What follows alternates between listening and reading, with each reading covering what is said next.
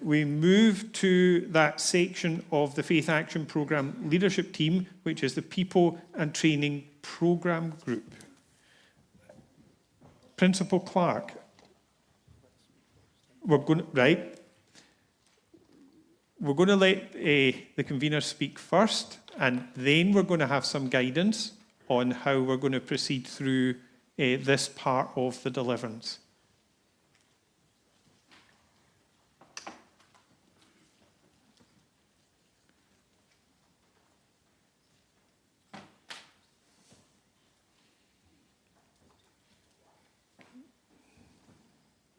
Convener.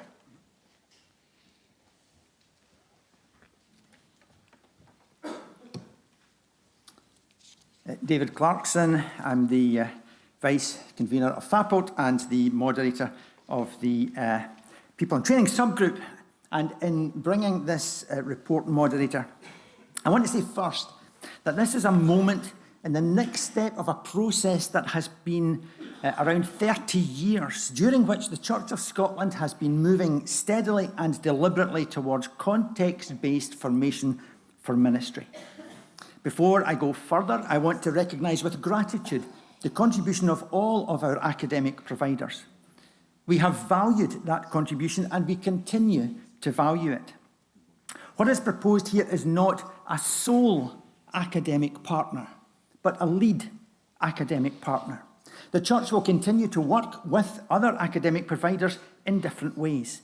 But for the core task of ministerial formation, this report says we now need clearer leadership, deeper integration, and a more coherent framework.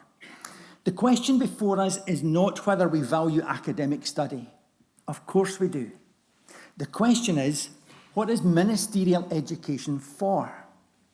The new Act answers that question with real clarity. It says that the purpose of training is the personal, spiritual, and ministerial formation of a candidate for their apostolic, missional, and pastoral vocation in ministry. Not just competencies, not just content, but a major step placing vocation, formation, and mission at the heart of training in a way that has never before been stated so clearly in our legislation. I also want to be clear that this is not a proposal to set aside biblical studies or doctrine or church history. A degree-level educated ministry remains essential. But what is changing is that the curriculum is now being shaped much more intentionally around ministry and mission, always asking the so what question. So what does this mean for preaching, for discipleship, for pastoral care, for leadership, or for mission in a fast-changing world? And that's why the new partnership matters. The Church is not simply buying in training from a distance. It's co-creating formation with a lead academic partner. At the centre of that is integrated assessed placement, reflective practice, learning in context, and a framework in which academic learning and ministerial formation belong together.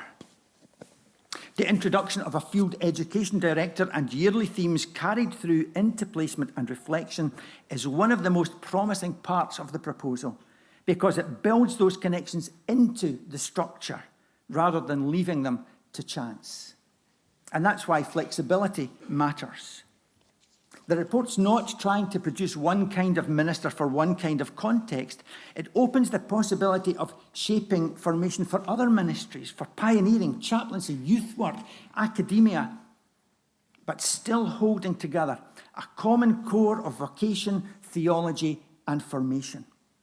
And the formation panel will help that by bringing together the voices of those involved in the life of a candidate so that formation is approached more holistically. Why Glasgow? Because when the proposals were tested against the Church's own criteria, Glasgow emerged as the strongest overall fit, boldest in vision, clearest in integration, and best able to deliver this nationally in partnership with the Church. And this was not just a rushed decision. There was a two-stage process, agreed criteria, written submissions, interviews, independent weighted scoring, and further scrutiny to ensure the recommendation before us today is robust and credible. And what's the hope behind all of this? The hope is that we begin here the lifelong formation of reflective practitioners, ministers with a mature faith, a deep sense of calling, a secure identity in the Church of Scotland, and the tools to be adaptive, flexible and missional leaders. Ministers who can embody the gospel and help the Church respond faithfully and imaginatively to the realities of our time. Of course, I know that there are concerns about including probation and longer initial placements, about the shorter route to ordination, and about pressure on candidates and supervisors. Those concerns should not be brushed aside. They must be heard and carefully managed, but neither should they become a reason for standing still. The choice before us is not between safety and recklessness. It's between a model that has served us in the past and a model better shaped for the future. The aim here is not to hurry people through, but to form them more intentionally. Not to lower standards, but to make those standards matter where ministry actually happens. So the question before us is whether we are willing to shape theological education more purposefully around vocation, formation and mission. And I hope this assembly will say yes. Roger.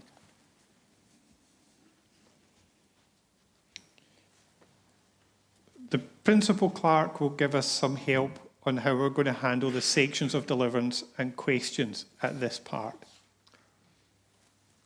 Moderator McPake 152, Trinity College 1985, at New College 1994. That's an example of what you do not have to do. We will assume, for the purposes of our forthcoming discussion, that everyone, every minister, has an interest in the theological colleges who we are now discussing. In that case, we assume, and therefore there is no need to name. Nevertheless, if you are associated with one of the universities, one of the colleges, in terms of employment or any family member, we would ask as a courtesy to the Assembly that you would so declare. That is not a bar to your contribution, it is a courtesy to the Assembly. What we are now going to do is to consider, first of all, an amendment to section 12. Once the amendment is agreed, it is a full and lengthy amendment. Once that is agreed, we shall then move to consideration of a counter-motion. The counter-motion appears, as you see it, as a counter-motion to 12, but can I advise you that it is a counter-motion to sections 12, 13, 14, 15 and 16. If the counter-motion carries, 12 through to 16 will fall. Is that clear and understood? Thank you. Thank you, Principal Clerk. At any point, if anyone needs some help in understanding where we are in the process, please ask, and we'll make sure we can clarify where we are at this point.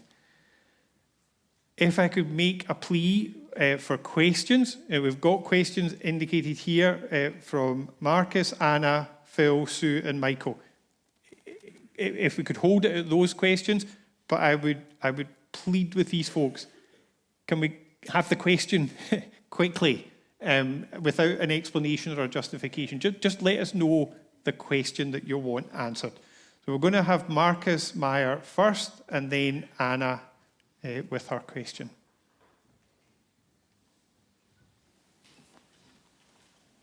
Peter. Marcus Meyer, 369. I actually have a question to point 13 and not 12. So I might... If it's a brief question, ask it now. Okay, I come to... Thank you. Sorry. So in the report, under 28.5.2, it refers to a document that we can find in the resource sent, where the selection panel was provided with a document called Church Criteria for Selection Panel Decision. There are 11 rank 1 criteria listed. In the report, we see 12 bullet points as ranked 1. I believe that's an oversight. The vision and motivation has just been merged there. But then on the marking, we're talking about 13 bullet point ranked ones, with the 2 bullet points on interview stage being added. I have a slight concern with that 2 bullet points at interview stage being added as ranked 1. That's 18 out of possible 156 points, which is more than 10% that a few hours of interview will determine on 10 years going forward. And I find it a bit very, very high marking for that. Under 28.7.1, it states that the interviews were held in November and December 2025. The marking document, however, is dated 4th of December 2025. By this date, at least some of the education providers will have had their interview already. And I wonder, is this an afterthought to mark the interview stage? So my questions are, is there a reason why so much weight is given to the interview portion? And 2, what was the update on the marking papers on the 4th of December? Were the academic partners aware of the update? And if there was a change, did it impact the recommendation of the LAP? Thank you. Thank you. I'm sorry, I have sent the email through, but only this morning it came on very short notice. I'm sorry about that. The Assembly will be pleased to hear from whoever at the table is best placed to answer whatever question comes. I believe Sandy is going to answer this one. Thank you, Moderator, and thank you to the questioner, to the Commissioner. I'm Reverend Dr. Sandy Forsyth. I'm Director of Studies in the Church, overseeing the implementation and development of education for ministry. And as a declaration of interest, I have been in the past Vice Principal and Acting Principal of Trinity College in Glasgow and the same at New College in Edinburgh. And I currently have a small percentage teaching contract at New College. So thank you for the questions in relation to the marking and scoring procedure. As far as the criteria are concerned, Commissioners will have seen there are 22 criteria in total. 20 of those criteria were developed by a working group of the Church, of ministers and elders of the Church. They were developed further through the programme group of FAPOLT and through FAPOLT itself, and by consultation with a student from each of the providers who had made submissions into the process. So there was a great deal of development and input into those criteria, which formed the basis of the selection panel's assessment of the 4 providers. As the Commissioner has mentioned, there are 2 additional criteria in relation to the interview.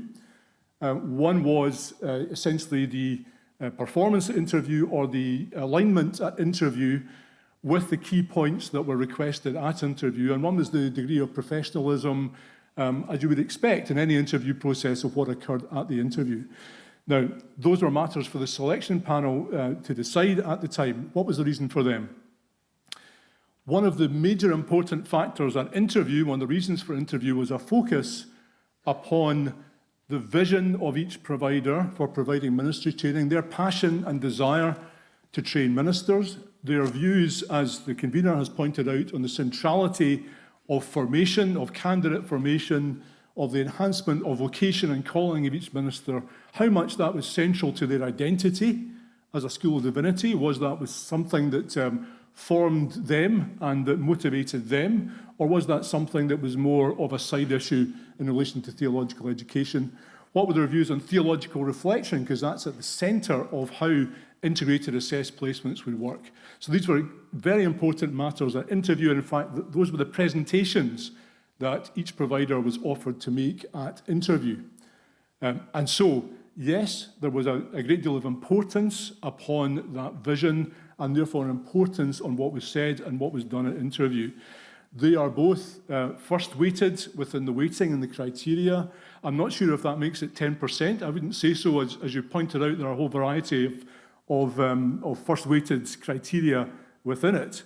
But what I would say is it did play a very important part. As far as any changes or alterations, I'm not aware of any. I was involved with the process, the collaborative process in drafting the criteria and also in the marking and scoring sheet, and that did not change. So there was no shifting sands or changes either for the selection panel or the basis on which each provider was considered by the panel, if that's any reassurance. Thank you. Thank you. Now we have Anna with your question, and after Anna we have Phil Gunn. Thank you, moderator. Pizzuto Pamako 478. I'm concerned that there hasn't been enough consideration of the impact of this report on training opportunities provided to candidates who are facing significant, complex and unique personal and familial circumstances. These could be things like single parenthood, responsibilities for ageing parents, or just simply an inability to geographically uproot themselves. The report does briefly acknowledge the flexibility that is in this new training structure, particularly in section 26 is reference to a possible bespoke route for candidates with previous theological education and experience. And I do think that the committee has considered this question. However, I do not think that the outcomes of this consideration are made clear enough. So my question is then, how might this training plan accommodate the complexity and nuances of candidates' lives, and indeed what practical provisions might be put in place to ensure that candidates are not disadvantaged because of their life circumstances? Thank you. I see Eleanor coming.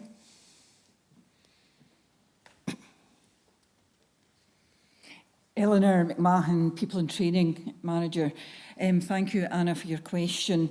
I would hope that as a training team, we have a good track record of adapting to the needs of our candidates, both those who are needing reasonable adjustments under the Disability Act and those who have perhaps other needs. Within this proposal, this is a hybrid proposal, so people will be able to remain at home and study. There will be intensives that we will invite them to. We already presently have a conference programme that we expect candidates and probationers to attend, and so that expectation would be in a similar way to that. I think the proposal offers more flexibility for any candidates. It's lessening the length of time in training. It's offering more financial support. These are key issues. And with that, in terms of the variety of circumstances that both our current, past, current and future candidates have, then we would hope to be responsive to all of those. Thank you. We have a Phil Gunn, and after Phil, Sue McGregor. Thank you, Moderator. Phil Gunn, 342. One of the great desires, I think, in the church in these days is about preparing people for ministry, is to see candidates coming from less traditional backgrounds. And will the normal requirements in regards to entrance to degree courses in Glasgow, in terms of the A passes or the B passes that are required, will those remain at a high level as such, or will they be reduced to allow people with a perhaps lower level to come in and still emerge with an equivalent degree in 3 or 4 years? Thank you.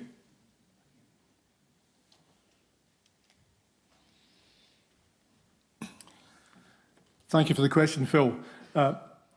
One of the key aspects of our discussions we've had with Glasgow in January and February of this year, looking to put together what I would suggest to the Assembly is a sort of comprehensive foundation to grow on the core curriculum, etc., is exactly this issue in ensuring there is access as much as possible for people to study there. Also ensuring, for example, that those who are currently on an apprenticeship route will have ways of moving from that towards training at Glasgow if they pursue and are accepted at an assessment conference. So what I can say in answer to your question, Phil, is that that's very much on the agenda. There's a very highly developed access course at the University of Glasgow, and aware of that several of our candidates in recent years have taken and have then gone on in a strong fashion into the degree course at Glasgow as part of the candidacy. So we very much expect that will continue, and we'll work in any way we can to make sure that access is maximised through that route. But thank you for the question. Thank you. Sue McGregor and then Michael Weaver. Thank you, Moderator. Sue McGregor, 119. Moderator, I have 3 specific questions for the convener. These seek to clarify some concerns around the new move to assess placements under the Act. The first area, my first question, relates to the burden on supervisors. Section 30.9.12 of the report acknowledges that the new model will place an additional time demand on supervisors and require them to engage more directly with theories and outcomes for reflective practice, and also require supervisors to produce assessment documentation. This seems substantially more demanding than the role of supervisors I've met so far. I remind Assembly also of the Ministerial Wellbeing Survey presented last year, which confirmed that 1/3 of ministers do not take a full day off per week, and that only 35% feel they have time for development. So my first question is, what assurance can the convener give that supervisors will receive adequate training, support and recognition for the significantly expanded role of a supervisor, and how do you, a subsection of that really is, how are you going to retain and attract supervisors? The second key area for me is the governance complexity of the multi-party relationship involved in these placements. The Act seeks to distribute placement responsibilities across 5 parties.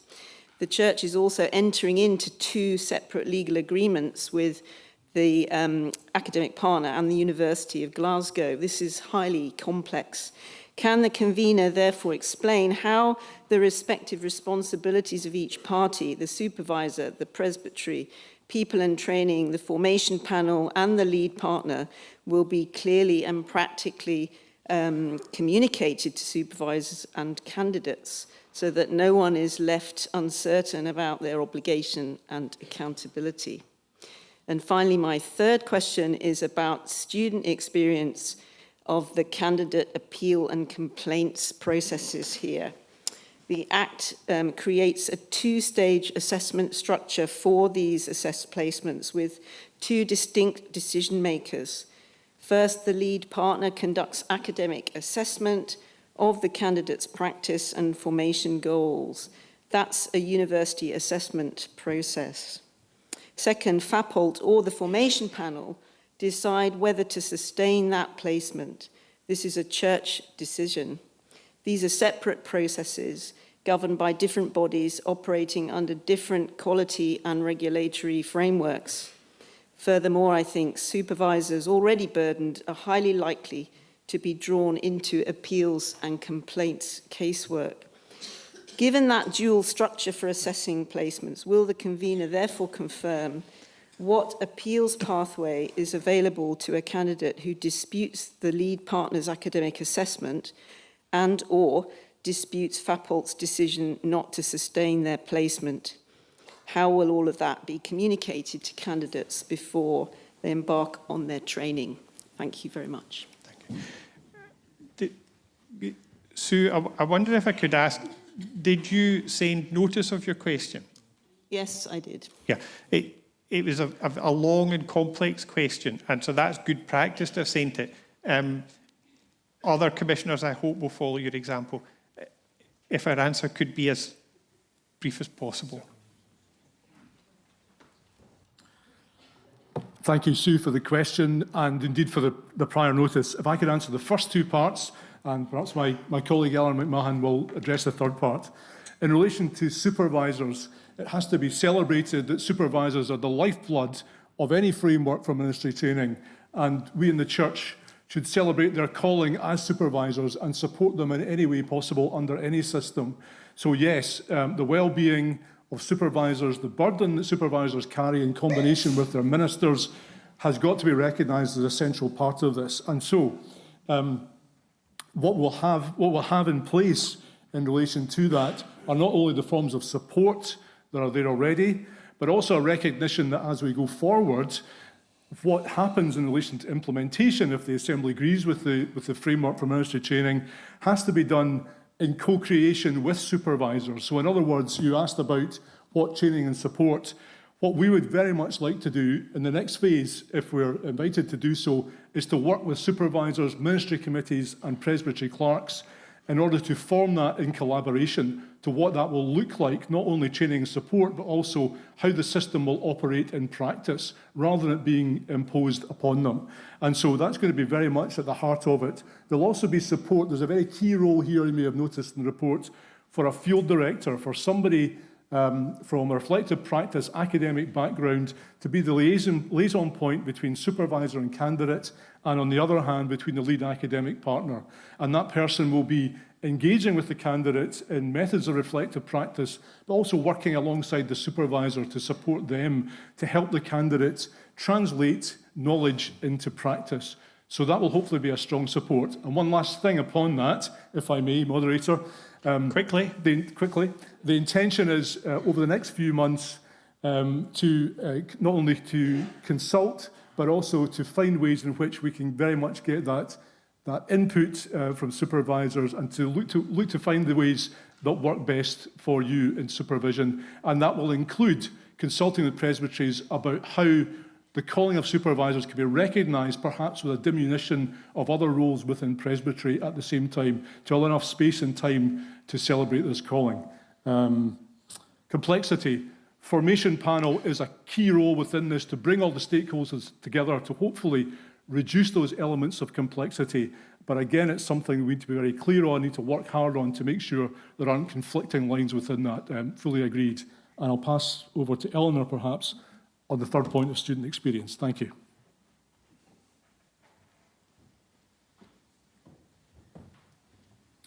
Thank you, Sue, to your question. The element I would answer is in terms of the student experience and in terms of that assessment.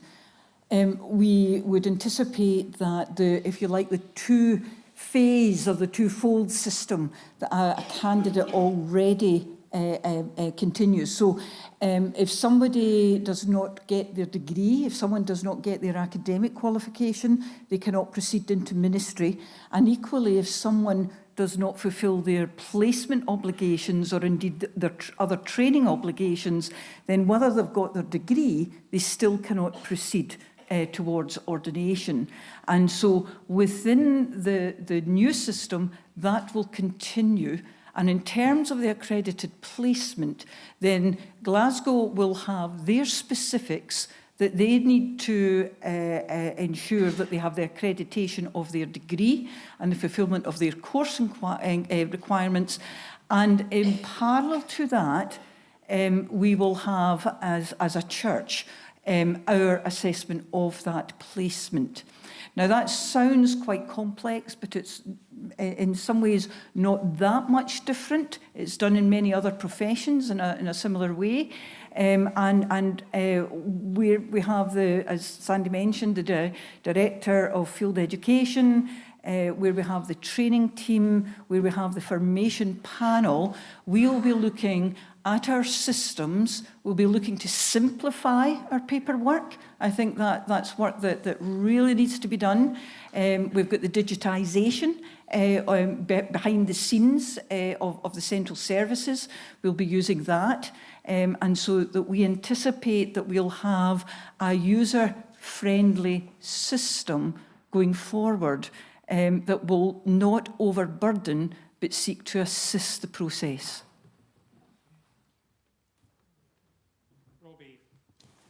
Robbie, Hamilton Registration of Ministries? Yes. Briefly? Yes. Just to clarify something in the Registration of Ministries Act that might help in relation more to with probationers, and it's going to help with what we're going to hear from Alistair.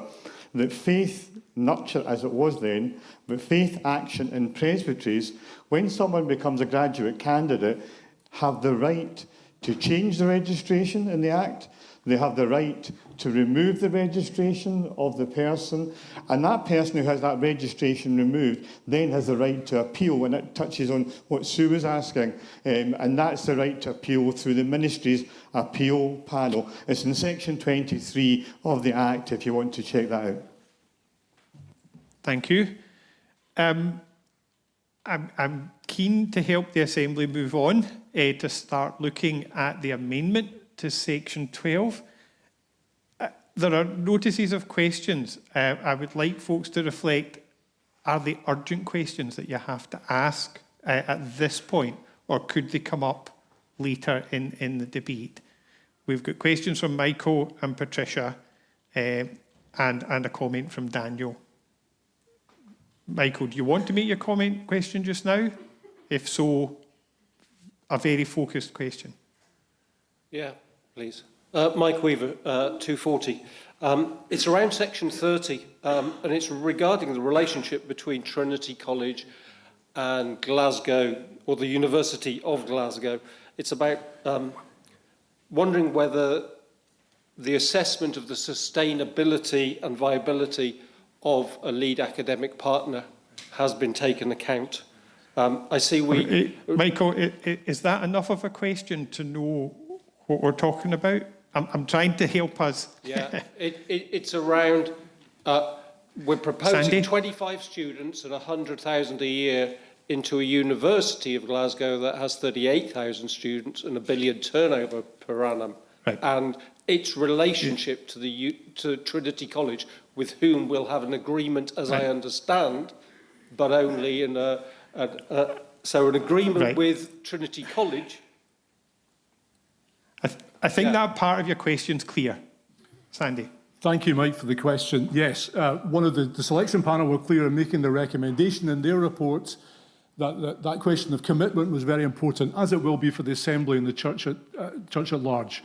But I can reassure the Assembly that not only have we seen that degree of commitment in the discussions with Trinity College, University of Glasgow in January and February, which can be seen in the fruits of that and the results of that in the core curriculum. But I'm very pleased to say at all levels of the university, we've received letters of support and commitment from the Trinity College Council, that's the trustees of Trinity College, from the head of subject of theology and religious studies, from the head of School of Critical Studies and the head of the College of Arts and Humanities, and from the Clerk of Senate and the Vice Principal of Academic Services in the university.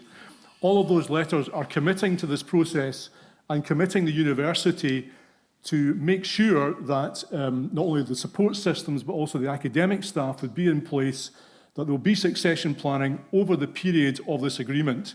Now, this agreement is for a period of 10 years, but what's also built in is a review system every year, a yearly review with a 5-year review which is widespread. So there are exit clauses for the church depending on how the relationship goes and how training is provided.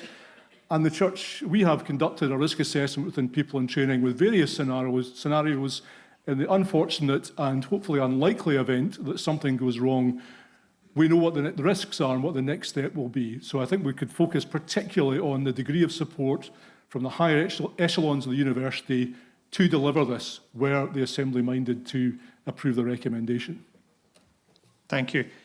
I'm hearing comments and questions which I think could also come up when we come to consider the counter motion and other sections of the deliverance. And I wonder if the Assembly would agree that we move to consideration of the amendment that's been proposed for section 12. Those of you who've indicated you want to make comment or ask questions, please hold that for later in our debate. But it would be really helpful if we could get to the amendment of section 12 of the deliverance. Are we happy to do that?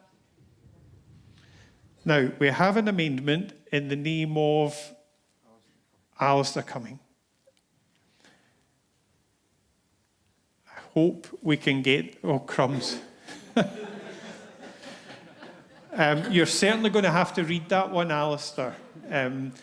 Before you start, is it the mind of the committee to accept this amendment? Yes.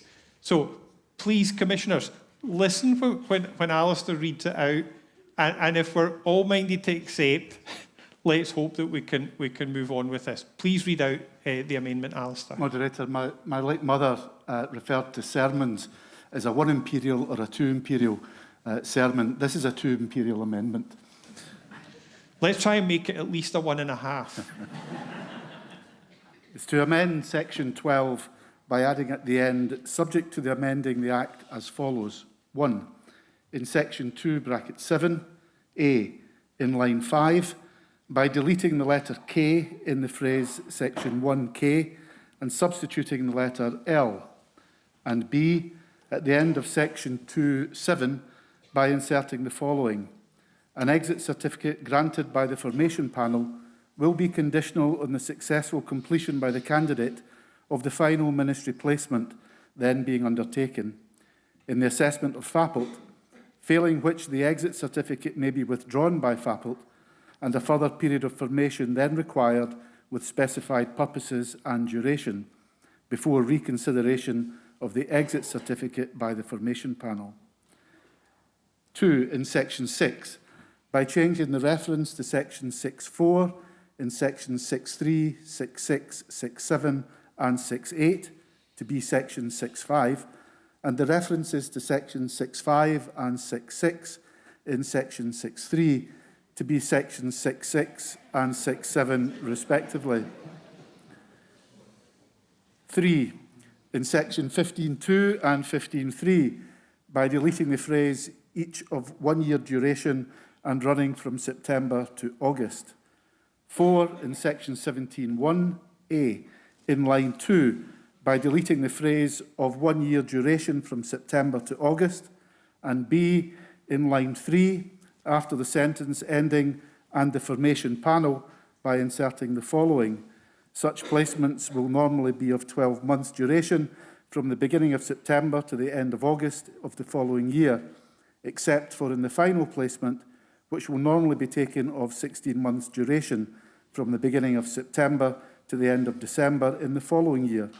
Placements will be part-time during the academic year of the lead academic partner up to the completion of the final academic assessments for each year and full-time thereafter to their conclusion. Moderator, I move this amendment. And thank you for reading that out for us. Are the Assembly willing to accept the amendment? Oh, we've got questions. Dr. Browning? Well, I'll ask a question on that since it's now come into my mind. I was going to speak later on. Briefly, please. Simple question. Name and number? Derek Browning, number 4. Why was this necessary at this point when surely these matters should have been picked up in the original drafting of what was brought to the General Assembly?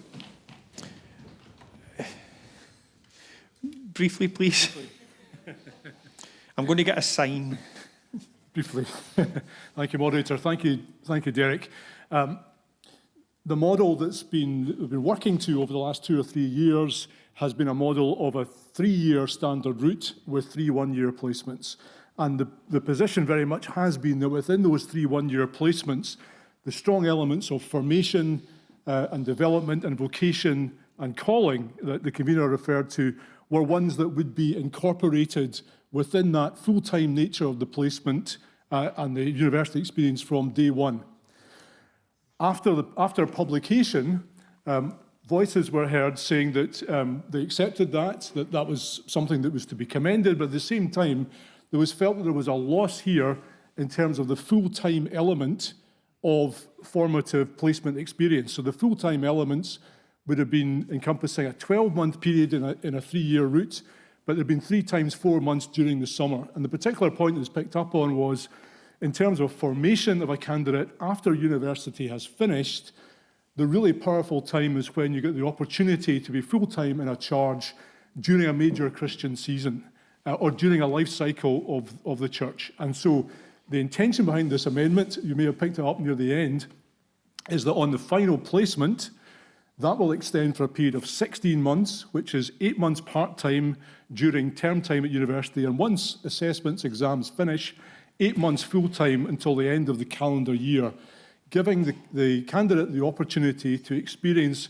a full 8 months full-time in the life cycle of the church, particularly leading up to Advent and Christmas. But with the proviso, which was the first part of the amendment, that when they pass their exit certificate, the expectation of that continuing formation will very much be upon them.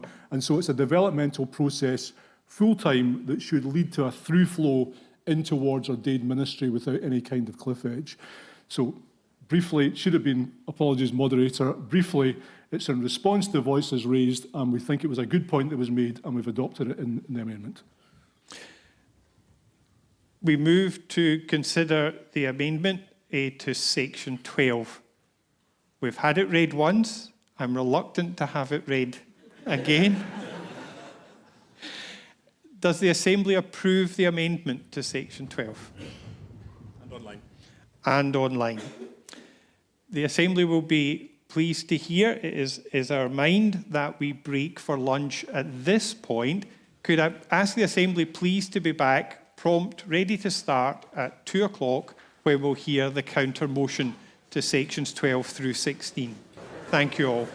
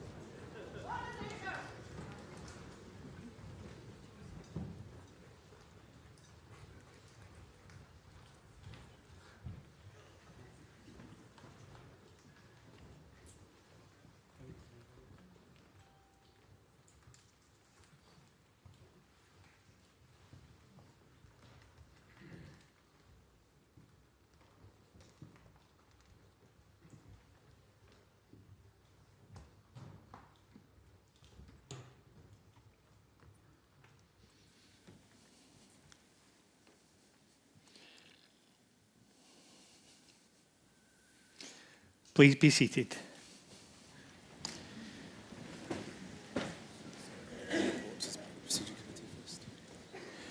The call for a report from the Procedure Committee. Michael.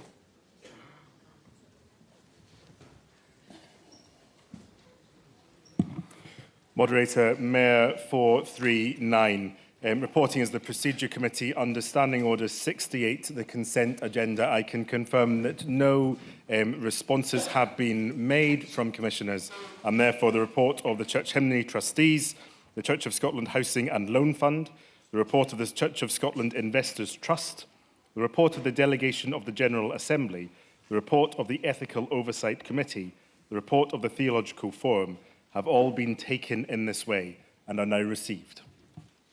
Thank you, Convener. I had hoped to have a copy of another volume published since last year, but I know there are some in the hall. Since our last assembly, the volume of the Book of Confessions, which has been under progress by the Theological Forum, has been published. We want to, although the Theological Forum's reports on the consent agenda, we want to note this and to thank the Theological Forum for all their work over these years in guiding this discussion about our relationship with creeds and confessions and bringing it to this point of the publication of our Book of Confessions. There are somewhere, are they in the Martin Hall, or they somewhere, we'll somehow get a notification of where these volumes can be purchased.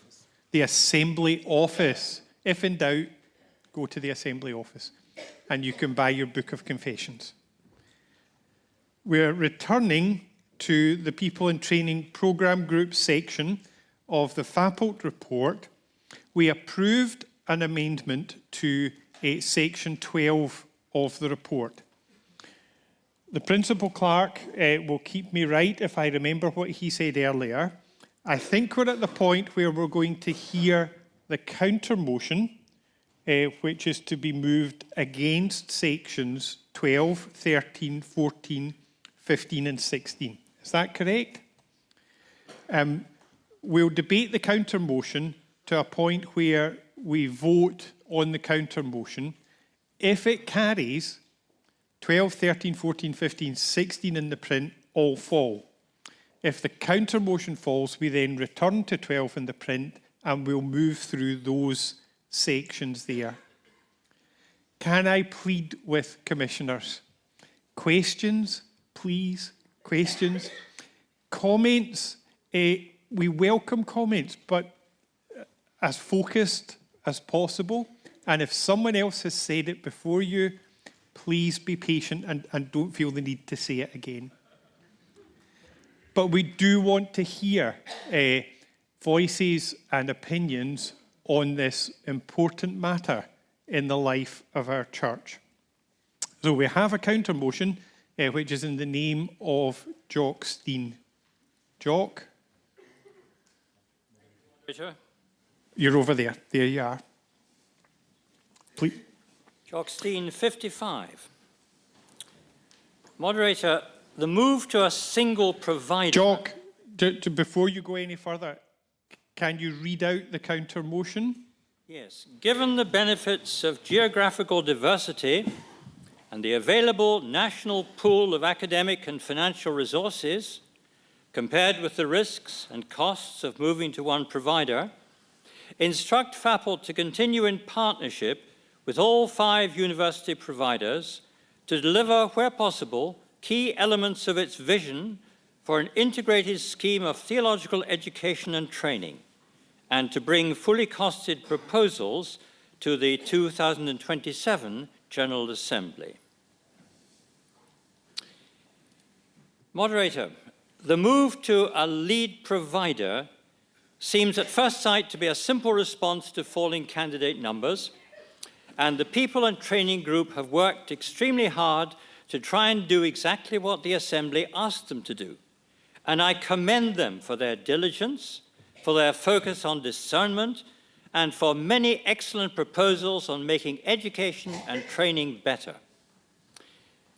Nearly all of these could in fact be done by all the colleges, but the report itself shows how difficult and how dangerous it is to make a single choice of lead partner. And the report fails to draw this obvious conclusion because they were locked into the lead academic provider which 2 assemblies had asked for. They were thrilled to the panacea that this would be what we need. Now, when things are difficult, you have a choice. You can either see it as a challenge to plow on regardless, or you can ask, is there a basic premise here which is wrong? It is not a sin to depart from an instruction which turns out on closer examination to be unwise. Essentially, we've got a process in 3 stages. Stage 1 was to find a vision and develop ideas to implement it. The group did this well. Stage 2 was to see which college was best placed to do this, and given the instruction to find one lead provider, this was also done as fairly as they could and well, although the close result really should have flashed a red light. When 2 colleges showed up within 2% of one another, Instead of doing the professional thing and starting an in-depth process with both, the group made a premature decision for Glasgow. And then at stage 3, we run into a real danger zone. FAPLT kindly organised a webinar last week on these proposals. I was deeply concerned to hear one speaker say, "Do take on board, this is not a tendering process. These were not bids. This is a discernment process." But surely, a tendering process at stage 2 was supposed to be going on, and it should have continued at stage 3 precisely to discern the way ahead. There are facts relevant to stage 3 which are not mentioned in the report. At stage 2, the budget given to all colleges was £300,000 over 10 years. But at stage 3, Glasgow was offered £1 million. The other colleges had no opportunity to say what they could have done with that money. This is not working with other partners. A document on the Ascend website talks about 25 new candidates a year in the context of the Trinity College proposal. Now imagine what a difference that would make to the attitude of other lead providers. Again, Glasgow has only half the number of specialist teaching staff in biblical studies, doctrine, ethics, practical theology, and mission studies compared with other universities. That's not surprising because Glasgow has no chair of divinity. Divinity itself at Glasgow is now only a modest part of their School of Critical Studies. Why rely on 10 teaching staff in Glasgow to train our candidates when the Church of Scotland already has access to 90 all over Scotland? That diversity gives us both tremendous strength and easier access for candidates. Trinity College again has a limited, very limited endowment for education of church candidates compared with other colleges, and the intention to increase it to £500,000 in 10 years' time is just trivial. Is it really wise to go for the poorest church college at a time of financial stringency for the Kirk? Moderator, this is not a personal criticism of Glasgow, where I spent 3 years recently with very good supervision, and nearly a century ago I was at New College. But there is far more at stake than personal loyalty to one institution. And please, let's not privilege the central belt of Scotland. And that's exactly what my supervisor, Doug Gay, argued in one of his books. And just think of the logic. If you can do good things with Glasgow, why not with others too? I know that all the colleges, and I include St Andrews, are still keen to work with FAPLT in collegial partnership to deliver the vision of this report for good IME, and it's a great vision. But that will no longer be true if this report is accepted. So why squander all that goodwill? We might be shooting ourselves in the foot. These long-standing partnerships of church and university would be cut short, in spite of what the report claims, and it's nothing that none of the other colleges want this. It's true that the other colleges need to do more work in the area of practical theology, but a key to all this lies in the report itself, because a formation panel representing all the colleges is desperately needed anyway, and the field education director will be in a very good position to make sure that this happened in the right way. But the real danger lies in what the report itself admits. Section 29.7, quote, "Deliverability was now essential." Why only now? Because they're still trying to negotiate with Glasgow University, doing tenuous things like inviting them to restore a chair of divinity.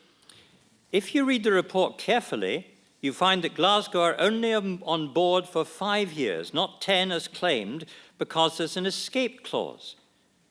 And Sandy Forsyth earlier mentioned thinking about what to do if in fact the thing failed. That wasn't, I think, very reassuring for the Assembly, in my view. The Glasgow option is not even fully costed, because the negotiations are still in progress. Moderator, what this report has really shown is not only difficult, but dangerous to choose a lead academic provider. That's the negative. But the positive is to take the vision of the report, make it a bigger vision for all providers. It's what they want, it's what will bless the Kirk, so go for growth. It's a win-win situation. Use the new model, but do it nationwide. I move the counter motion, and Maura MacDonald will second. Thank you. Moira, I understand you want to speak to second the counter motion. Yes, thank you. MacDonald, 15. Moderator, I would like to second Dr. Steen's counter motion because I'm concerned about relationships. Relationships between academic providers and students, between academic providers and supervisors, between those who oversee ministry training network and offer placements and seek the spiritual and general well-being of students, relationships between the church and the universities, and with the wider academic and non-academic population. Our universities offer to ministers and trainee ministers a wide range of opportunities for undergraduate and postgraduate study, for degrees and diplomas and short courses, for day conferences across a wide range of subjects and disciplines. Many of them are geographically local and accessible. All of them contribute to the growth and the health of our ministers and therefore of the church at large. My fear, my fear is that concentrating our training for ministry candidates in more or less one place means that there will be unforeseen collateral damage, losses of opportunities from and relationships with the other providers, becoming, as they might, divinity faculties for the study of religion, but no longer for the training and exploration of practical and continuing ministry. And I believe that that will be a loss for all of us. Should those relationships wither, then we as a church have lost a precious commodity that will be very difficult to rebuild and re-establish. So I support and second the counter motion. Thank you. Thank you, Moira. I have notice of 14 requests to speak. We have an order of the day at 3 o'clock for a hugely important report in the agenda of our Assembly this year. Can I ask the Commissioners please to be focused and brief in our questions and comments as we go through our debate on this counter motion? I'm going to move to discussion and you'll reply at the end. Yes? Yes. So we've got Andrea Price and then Alistair Stark. Number 16, Price. The body of Christ, our church, is surely proud to be a broad church. We provide the ordinances of religion for the whole of Scotland, geographically, but also for all ages and for all tastes, religious tastes even. God is, after all, for and with everyone, or wants to be. Yet if we force all candidates for the ministry through one tight filter of a single lead academic provider, we're in danger of reducing the breadth of Christian voices in the academic field, at least, in Scotland, to only one. This flies in the face of our aim to decentralize ministry and mission and ask presbyteries and congregations to take ownership of sharing the good news in our Lord Jesus Christ. According to information I've received about the other 4 academic providers, there seems also doubt about the financial situation and level of availability of staffing for the proposed provider. The proposal to reduce to only one lead academic provider, regardless which one this might be, will also force many more candidates to study or to meet mostly virtually, unless they live in or near Glasgow, while at the moment they also have the choice of 4 other places and study centres. For these reasons, I support the counter motion. Thank you.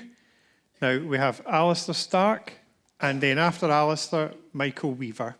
When I indicate who's speaking after the current speaker, it would be really good if you could get to a microphone so you're there when it's your turn. Alistair. Thank you, Moderator, and I'm very grateful to the committee for this important Name and work. number, please. Oh, beg your pardon. Alistair Stark, 53, and I'll try and be quick but clear. I speak as a minister in my first 5 years, as a recent divinity graduate, and as somebody who has worked with universities prior to coming to ministry. So I understand that universities justifiably and understandably change programmes to meet the demands in response to course evaluations. I was the only candidate and the only ordinand of any kind when I studied. And I have deep sympathy and respect for my colleagues and the points that I've heard, but I feel that the reality is that the Church no longer sends the number of candidates needed in order to have any clout upon programmes across 5 providers. It once did, and I feel it now hasn't, and programmes thus have evolved to suit the needs of the majority of students. It was my privilege to be afforded the chance to study theology where I did, and I owe that place a lot and those who taught me. But I was the only ministry candidate, as I've said, and as a result, the modules were less focused on homiletics and mission, ecclesiology, but more on philosophical things, metaphysics, for instance.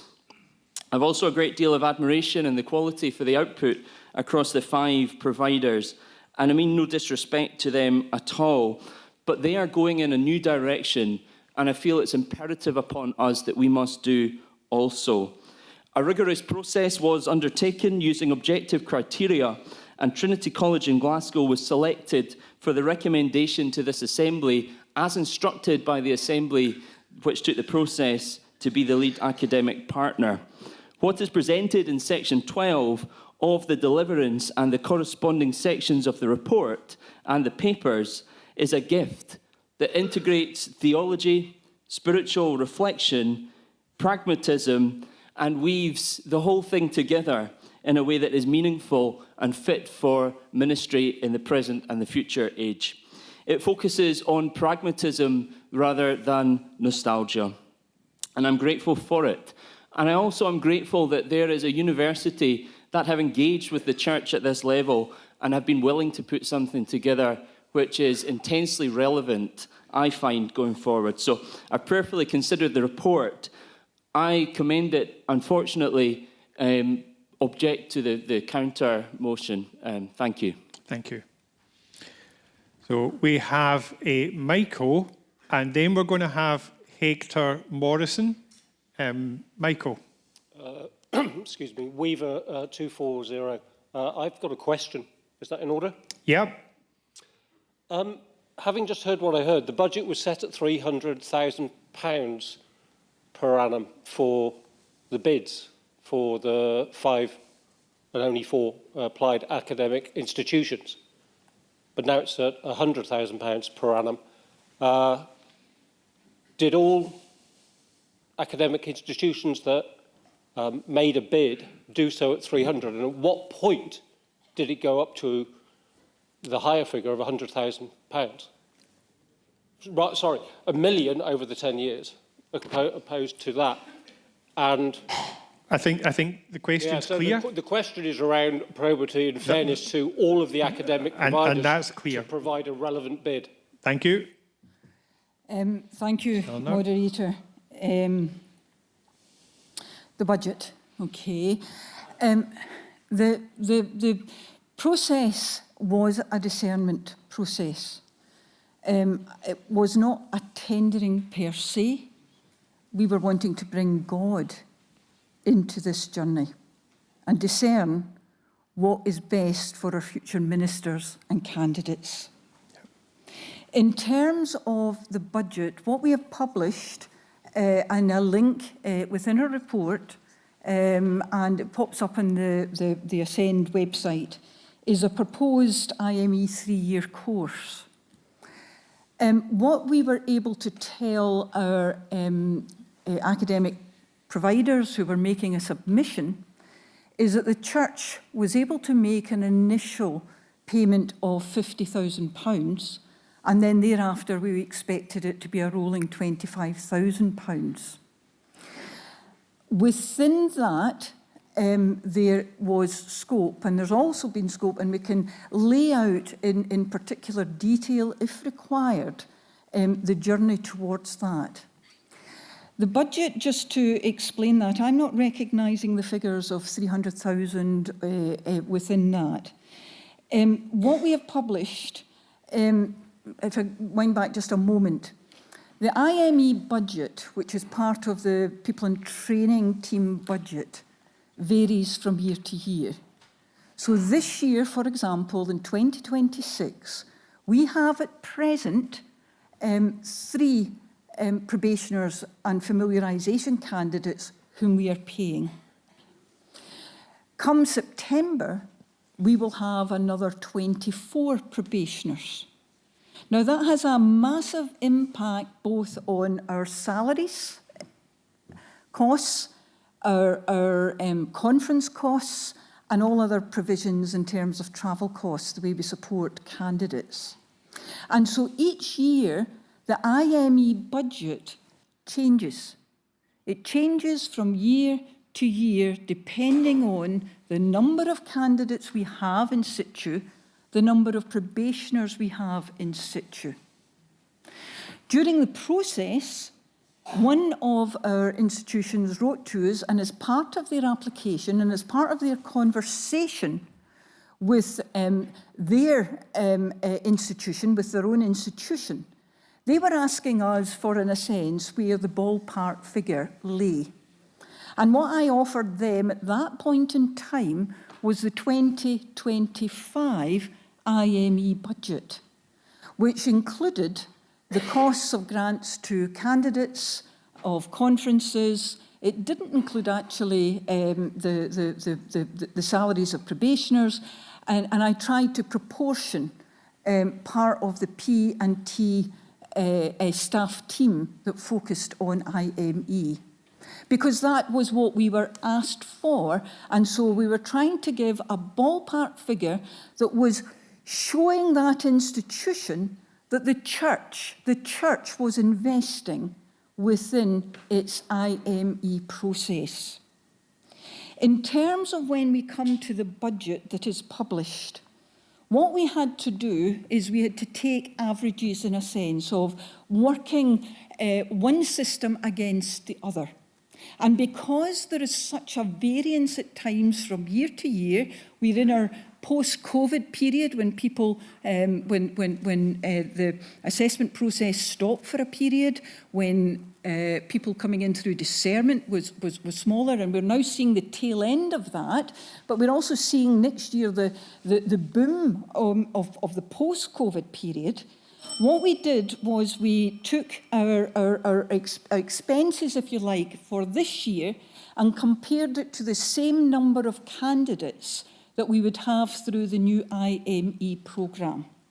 And so our present costs, given a number of candidates, it's based on about 35 candidates all in, about £1.4 million, £1.44 million, as opposed to the new IME budget of £1.41 million.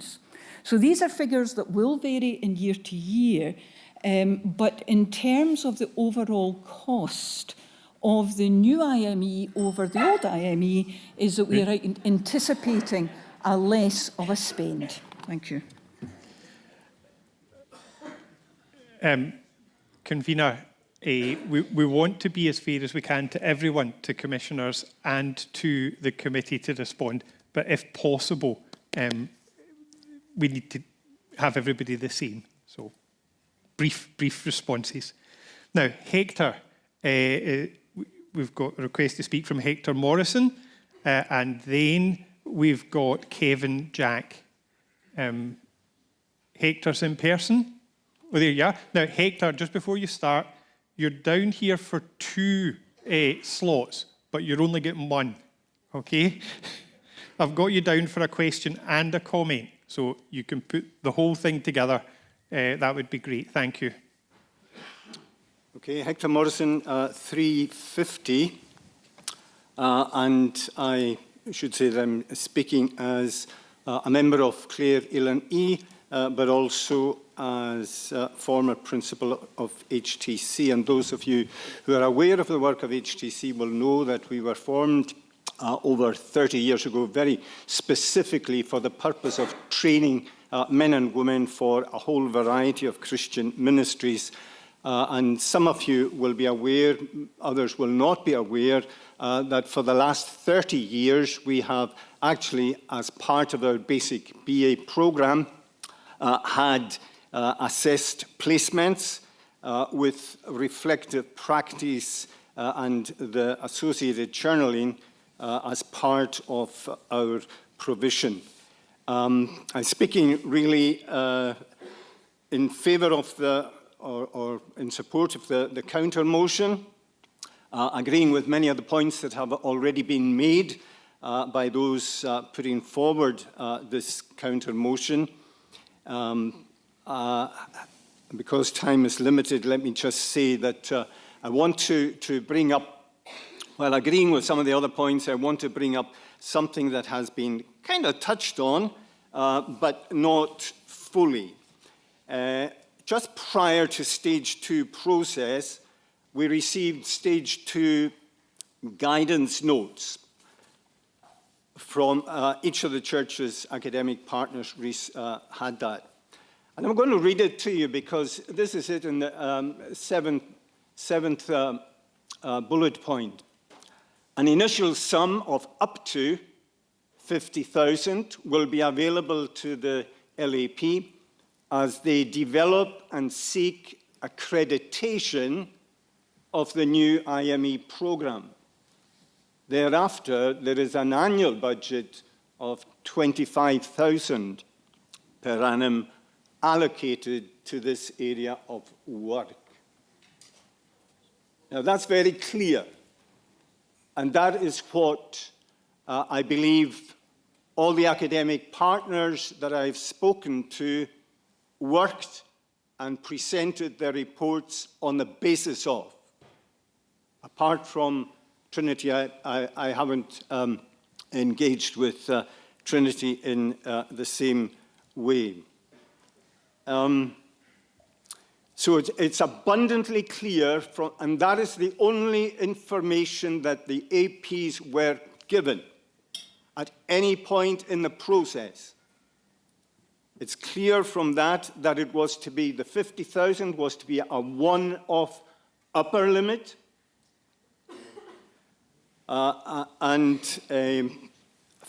for the specific purpose of module development and preparation of module descriptors and so on for the validation process. In other words, there was no indication whatsoever given in the long process that any significant funding beyond that would be available for the employing of additional academic or support staff by the successful academic partner. That was certainly HTC's understanding when Professor Alison Jack from New College spoke to me. That was her understanding. That was Aberdeen's understanding of it. These clearly stated facts impacted on the proposals put forward by HTC, New College, and Aberdeen. And because of the strictures that were placed upon us, the proposal was made on the basis of available staff and not on the basis of additional staff. What additional staff can you pay with £25,000 a year? You might be able to pay for the travelling expenses of the supervising individual, but that's about all. According to what's presented to us in this report, which if it goes ahead is likely to run for at least an initial period of 10 years, it would appear that the cost to the church of what Trinity College is proposing would be in the region of 950,000 over the 10 years. That in comparison to the absolute maximum that we were given of 300,000 in the stage 2 guidance notes. It saddens me to say, but this is a completely inappropriate and even shameful way for the church to treat its faithful academic partners. Thank you. Thank you. We're not replying, it wasn't a question, and so we're not replying to comments until the end of the debate, but you can make a wee note. And we have Kevin, who's going to speak, and after Kevin, Sarah Brown. Kevin Jack, number 472. Section 27.1 of the report highlights the lack and spread of ministry candidates. As a student, myself studying theology with the intent of going into ministry, though albeit not with the Church of Scotland, I can say that one of the most beneficial parts of study is the fellowship of those who are studying alongside you, specifically, in this case, those also studying for ministry. Even studying through a hybrid system, that is, mostly online and occasionally in-person conferences, like the one I am currently undertaking. Having the chance to know and options to contact with other students makes, at times, what is a very lonely and isolated way to study all that much more bearable. Having one lead academic provider will help reduce the isolation and makes ministry candidates aware of each other so they can build meaningful fellowship. For that reason, I urge the Assembly to reject the counter-motion and support the proposals made by FAPL and have one lead academic partner. Thank you. Thank you. Now, we're going to have Sarah, and then we're going to have Lynn Brady. Sarah Brown, 305. While I recognise online distance learning to education is a matter of access for those who live far from the proximity of a place of theological training, the proposed change to one centre makes this likely to become more the norm than an exception. I believe that the relationships just spoken of formed with peers and teaching staff go on to sustain ministers through their ministries in tough times, and this could be lost with the removing of the 5 geographical centres that offer access in a more local setting. It builds on your own vision for decentralisation, and retaining the local education establishments builds a stronger devolved church with resources that already exist, and changes that have been developed could be duplicated across those 5 existing centres. Investment in the first 5 years and CPD for ministers and all those serving the church could be developed in partnership with all universities locally working with presbyteries to deliver this. My question is, can you tell me about any research that has informed the proposed changes to IME, that has consulted with a breadth of serving ministers, engaging with the issues being supported by the pastoral team and presbyteries across ministries, examining the impact of those receiving online training versus classroom education? That's a question.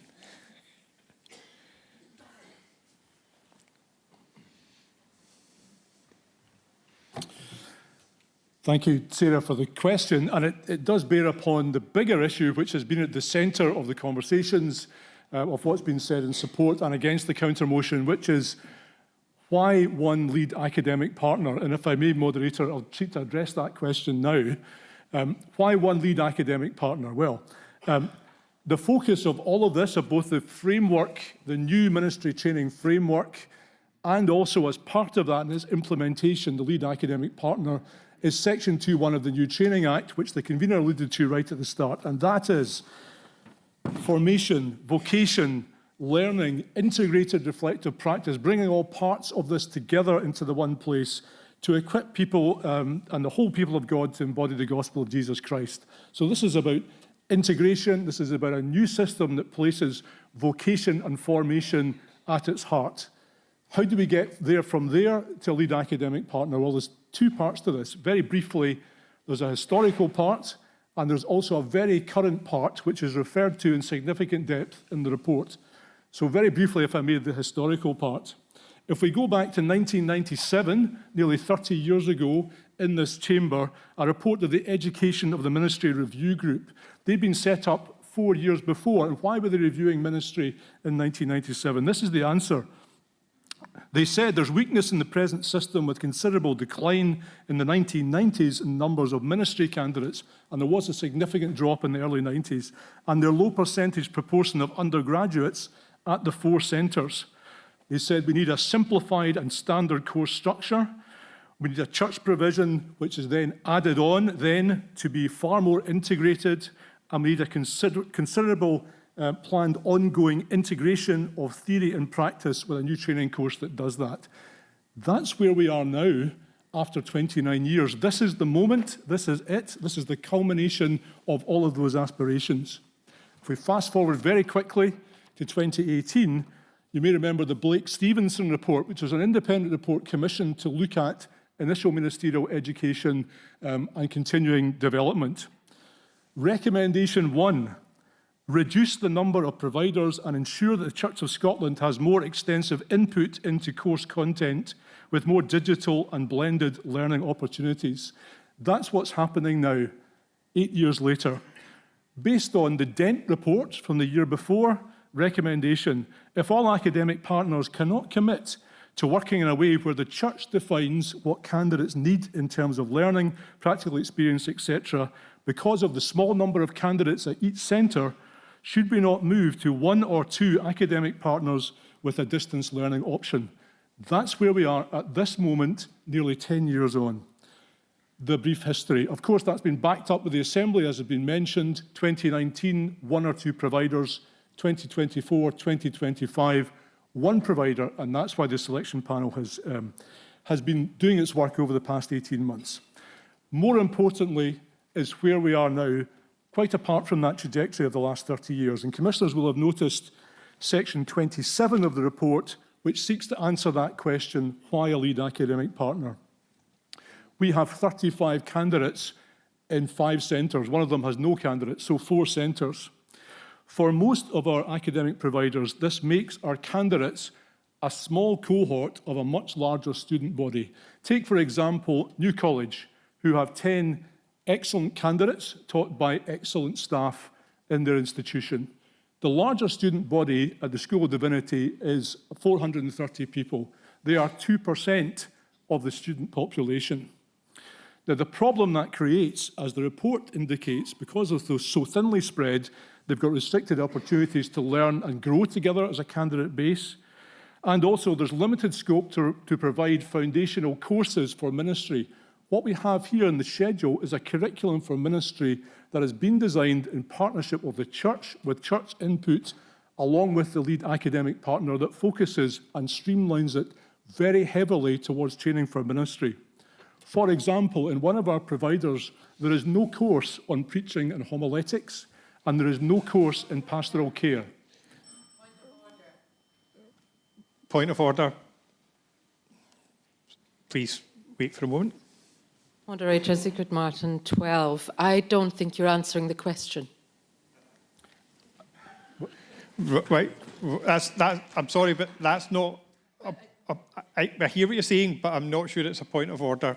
Would it be helpful to have the question again briefly, or are you confident we're in the right direction? I'm sorry if I was straying into different territory. I thought I was seeking to answer the bigger question that this is raising and the issue that you're raising. It's a very specific question. Can you tell me about any research that has informed the proposed changes to IME that has consulted with a breadth of serving ministers, engaging with the issues being supported by the pastoral team and presbyteries across ministries, examining the impact of those receiving online training versus in-classroom education? I touched on the Blake-Stevenson report. If we turn back to that, that was a survey of around 450 ministers, OLMs, etc., of their experience of ministry training and how it equipped them for the task ahead. And back in 2018, 78% then said that what they received in terms of academic training was very positive, it had an excellence, but it did not fit them well for the years of ministry. So I think we have that as a grounding, if you like, that there's an issue there about the integration of theory and practice, and that's the difficulty that this is seeking to fix. Are you saying there's been no research on the impact of online training in existing ministries? Because I think there are people who can give you some answers within the pastoral support team and presbyteries. Right. This is the last time we're going back and forth on this. One go, convener. Very willing to engage with further research if it's going to assist in that delivery, and there's going to be online and hybrid delivery under whatever scheme we face. Right. I think we draw a line under that. Thank you, convener. Now, we've got Lynn. As far as I can see, that's us had 7 contributions to this debate, and from the list on the table here, they've been pretty evenly balanced. I'm minded to have one more from each side of this and then ask the Assembly to move to the deliverance. Does that seem a reasonable way to proceed? Right. Lynn, and after Lynn, Dr. Browning. Lynn Brady, 74. I stand here as a minister of the Church of Scotland that was not only shaped by academia. Many of us here will have come to the church ministries through Scriptured Union, Summer Mission, and in my place I came through the Iona community. Many of you will not know this, but there's many Church of Scotland ministers, deacons that came to the church through the Iona community. I'm sure you haven't read the research dating back to the 80s when the Iona community had a scheme called Peregrini, which meant Wonders for Christ. It was the brainchild of the late Lord George MacLeod and the Reverend Ron Ferguson. We did it for 2 years. There was 2 of us on the pilot screen. It involved many of the aspects of what you are, in the crux of what you're trying to say about reflection and bringing it together. Okay?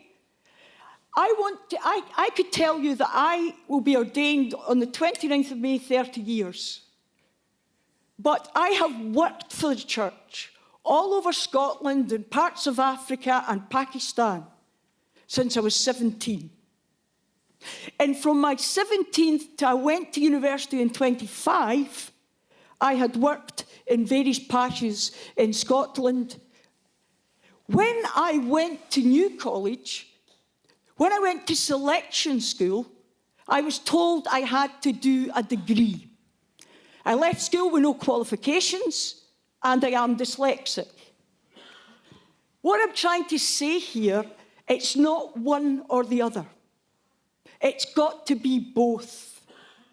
And I would invite you, when I was doing my Peregrini for a year, I had to train as a citizens' right worker.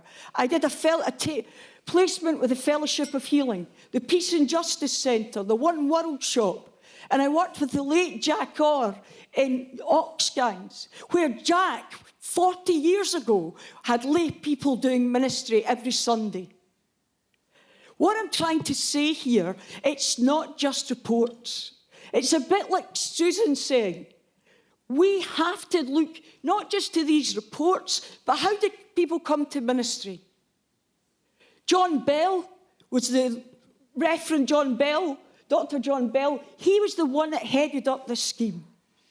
At that time, volunteers all over Scotland signed on and worked for parishes in Fife, in Glasgow, and in Edinburgh as well.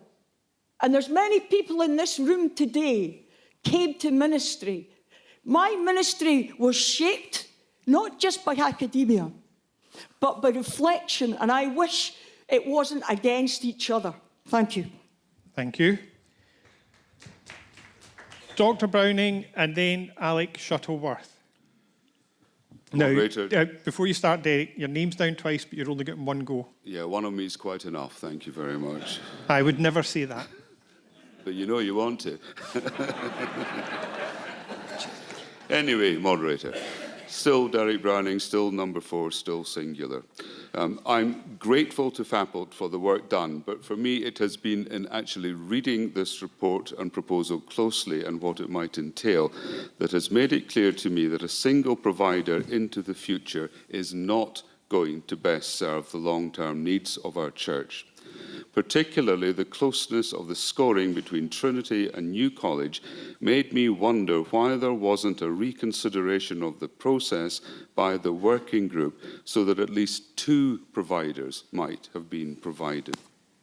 I see no evidence from the report containing any substantial plans to develop partnership amongst providers. If this is an important part of the ongoing process, which we've been assured it is by the table, to this Assembly we should have had more detail.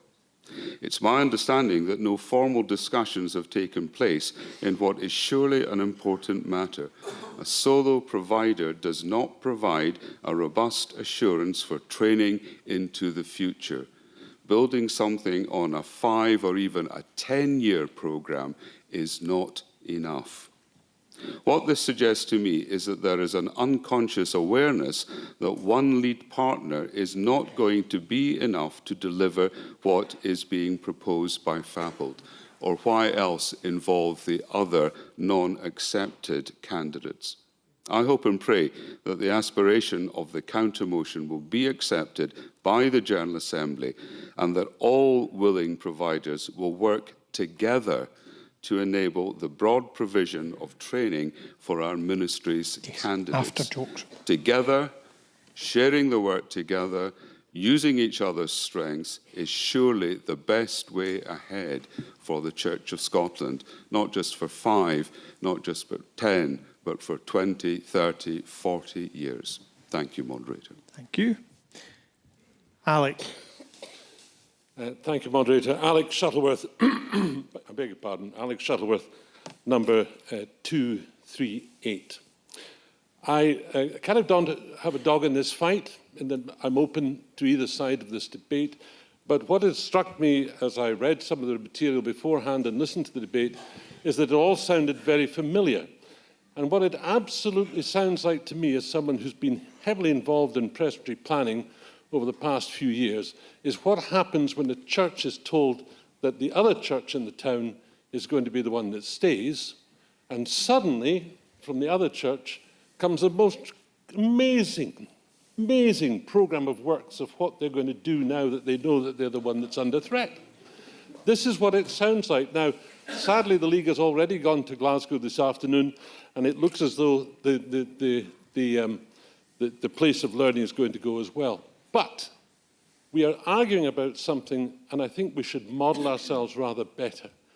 Is it not possible for us to adopt the plan which came from the FAPLD this afternoon on the understanding and promise that further work will be done with the other institutions to make sure that some balance and some recognition of their history and their contribution is in the plan? That's the first, and that's a simple question. And would Dr. Steen and those who propose the counter-motion not accept that they could perhaps contribute into that if we went ahead with the proposal as it is? And secondly, and I'm sorry to have to say this, but I heard it said in this debate, and it goes back to this modelling of how we conduct ourselves when we're arguing, and those of you who've been involved in presbytery plan will know how high feelings get and how easily words flow. I don't think it is appropriate for any speaker in the context of this debate to refer to the actions of a board of this church as shameful or inappropriate. I think that is a shameful and inappropriate comment. Thank you, Moderator. Thank you, Alec. What we're going to do now, if the Assembly agrees, is move to conclude this debate on this counter-motion. And the way we do that is Jock Steen, who moved the counter-motion, has the right of reply to what you've heard in the debate, if you wish, following which the Vice-Convener, David Clarkson, will respond to the debate, and then we'll proceed to the vote.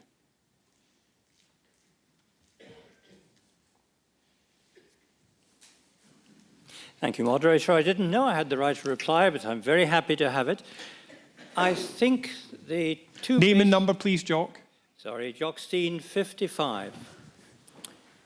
The two main issues are, first of all, that we don't have something which is reliable and fully costed, but we do have something which is a very good proposal, which can be done very well in conjunction with the other colleges. I've known Alex Shuttleworth for a long time, and I don't think he's being quite fair, because the other colleges have had quite a wake-up call with this process, and I think they now know much more clearly what the Church of Scotland expects. And I refer again to the basic logic of what I've said, that if in fact negotiations are proceeding with Trinity College on the basis as, well, we're going to have 25 new candidates each year, think what a difference that is going to make to the argument originally that we only need one provider. I think the logic of this is very clear. If we are going for growth, we have a better system in place at the moment, and that's why I proposed the counter-motion. Thank you, Jock. David, Vice Convener.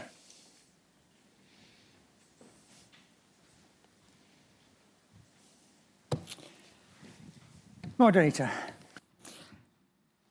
we have tried multiple providers.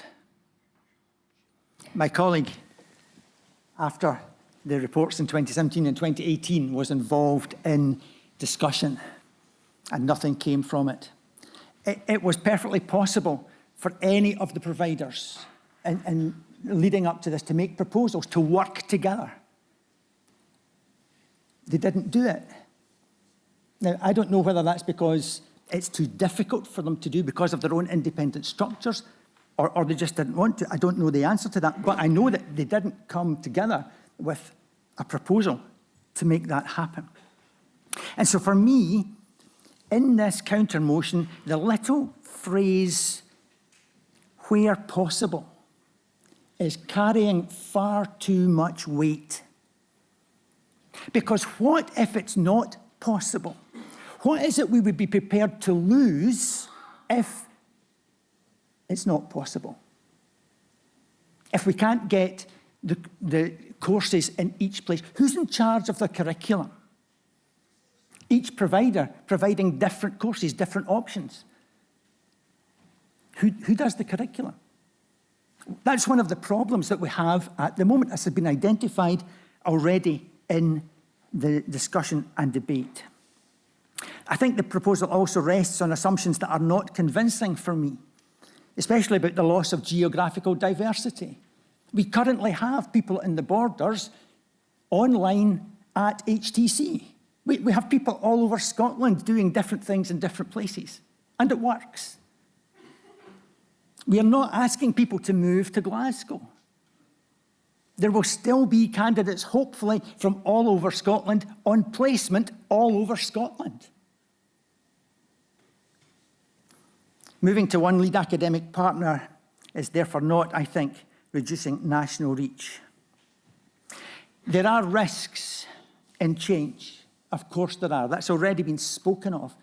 And we have processes in place and risk assessments done, because just as there are risks in moving to one provider, there are risks in all of the other possibilities that have been put forward here. If you're putting all your eggs in one basket,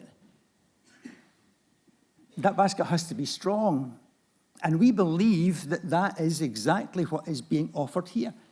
We're putting our eggs in a basket, and we believe, having done the work, that it's the right basket and that it's the right place for us to be doing that work. The core issue is not academic quality. I said in my speech that we value the input of all our providers, and we will still continue to work with those providers. Our readers training and our OLM training is still being done away from Glasgow. There's still opportunity and possibility for people who are near Edinburgh or Aberdeen or HTC to go into those places and to join in and to see the day conferences and be part of that. That's one of the good things about being part of that academic community. You can share all of those things. The issue is not academic quality, but fragmentation. Too few students are spread across our institutions. There's no shared cohort. There's inconsistent formation, and there's no unified curriculum. And so the current system has led to bolt on from our staff. And what this report says is we want that to be integrated into the process, to form our candidates as they are studying and working and learning. It's all part of the same thing. We're not separating one from the other.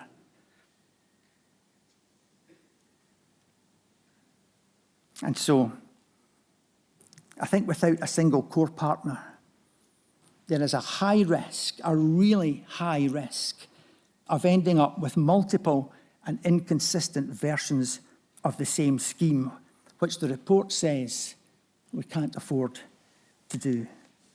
And so, Moderator, for these reasons, I cannot support the counter-motion. Thank you, Convener. And thank you to everyone who's taken part in our debate this afternoon. And thank you to those who had indicated they wanted to speak, but who weren't able to speak. But thank you for your willingness to take part. The Vice-Convener is going to guide us on how we vote on a counter-motion and what appropriate buttons to push. Thank you, Moderator. Now, this is not a for or against vote. This time you're choosing between two options. You're choosing between the section of the report and the counter-motion. So on the hub, instead of having for or against buttons, you will have buttons that will say for the section of report or for the counter-motion. In the hall, not sure yet what the buttons are going to be, but we'll be told soon.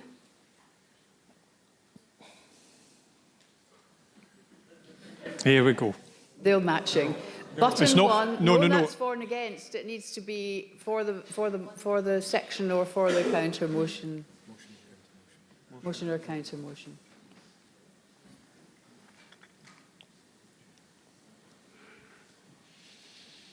Thank you.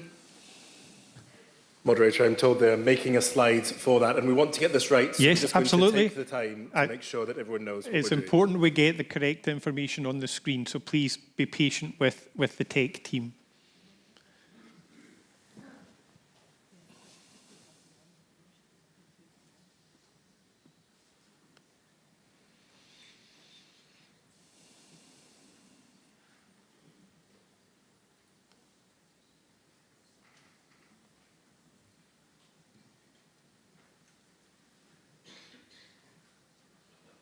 Good. In the hall, button 1 is for the motion. Button 2 is for the counter motion. Hoping that everybody is clear, the vote is open.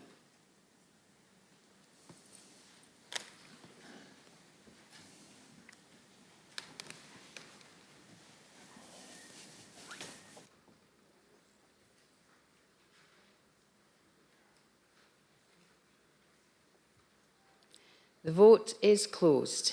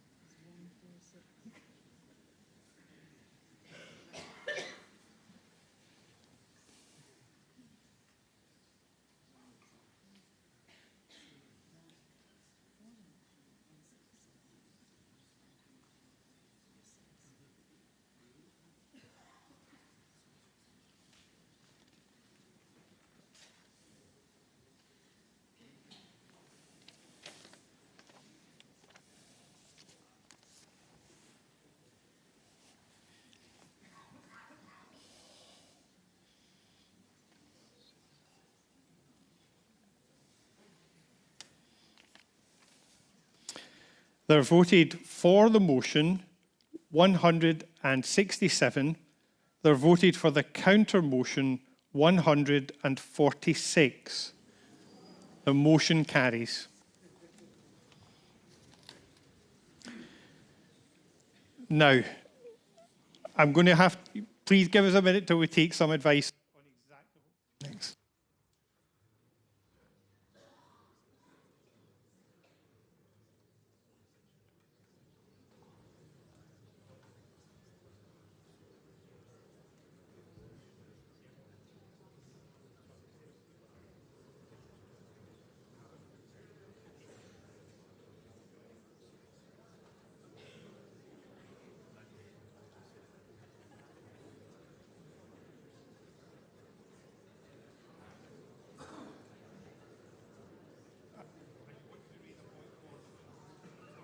We have a point of order from Nigel Robb.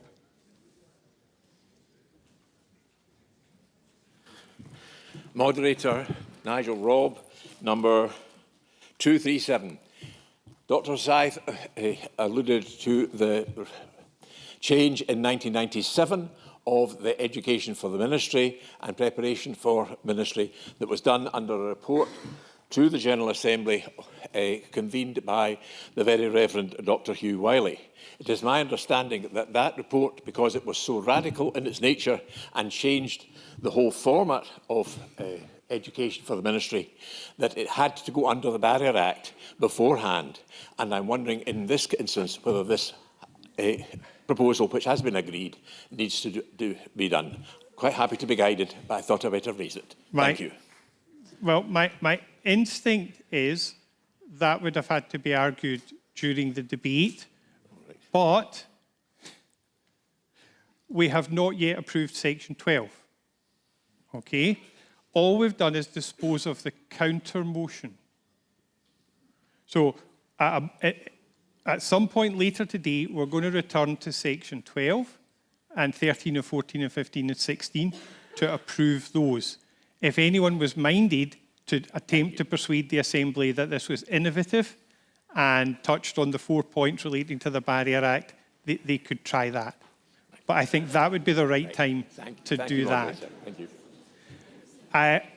On advice, I think at this point we're going to call for the order of the day. We can't proceed on to new sections of the deliverance at this time. We're already 5 minutes beyond the order of the day.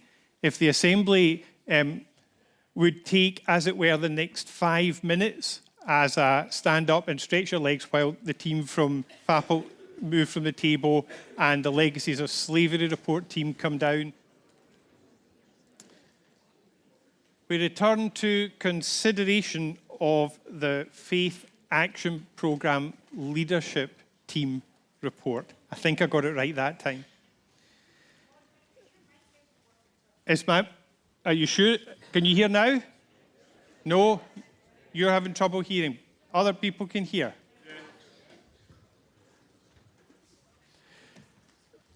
We are returning to the report at Section 12, but before we do that, the convener of the Procedure Committee has an intimation about how we're going to handle receiving the Presbytery and Partnership Support Programme Group section of the deliverance, Section 20 through 29. Thank you, Moderator. The General Assembly may have realised that we're not quite on the timetable that I hoped we would be at this point in the evening. It is our intention that we now deal with the People and Training Programme Group and come to a close. We would then remainder the Presbytery and Partnership Support Programme Group and sections 20 to 29 of the deliverance to session 11 on Monday. And that would mean that we still hear the Guild this afternoon. I so move. Is that agreed by the Assembly? Thank you. And online. Thank you. In case there's any wondering, what we've done so far is considered a counter motion to number 12 in the print. The counter motion failed, but we now need to return to approve section 12 through 16. Okay? Can I plead with the Assembly? We had a considerable debate on all these sections of the deliverance in hearing the counter motion. If it is at all possible, can we restrain our comments and questions to the absolute necessary as we move through this section of the deliverance? Wait, sorry.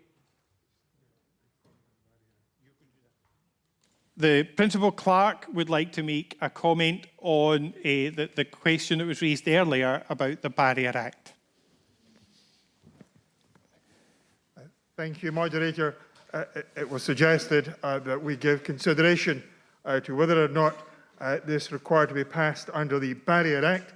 For those of you who do not know, the Barrier Act was passed in 1697. I remember it well. In order that the General Assembly might be more rightly advised and because it would be mightily conducive to the exact obedience, the areas that the Barrier Act was to cover was innovation in relation to doctrine, worship, discipline, or government. My advice is that the proposals brought before the Assembly do not fall under any of these categories, and therefore my advice to the Assembly is that this does not require to go down under the Barrier Act. Is the Assembly willing to accept the advice of the Principal Clerk? Whew. I am so grateful to you. Thank you. We return to section 12 in the print. I have a comment from Daniel Spencer, and there's questions. Are they on section 12? From Patricia Whittaker, Ian Taylor, and Muriel Pearson. Yes, so let's start with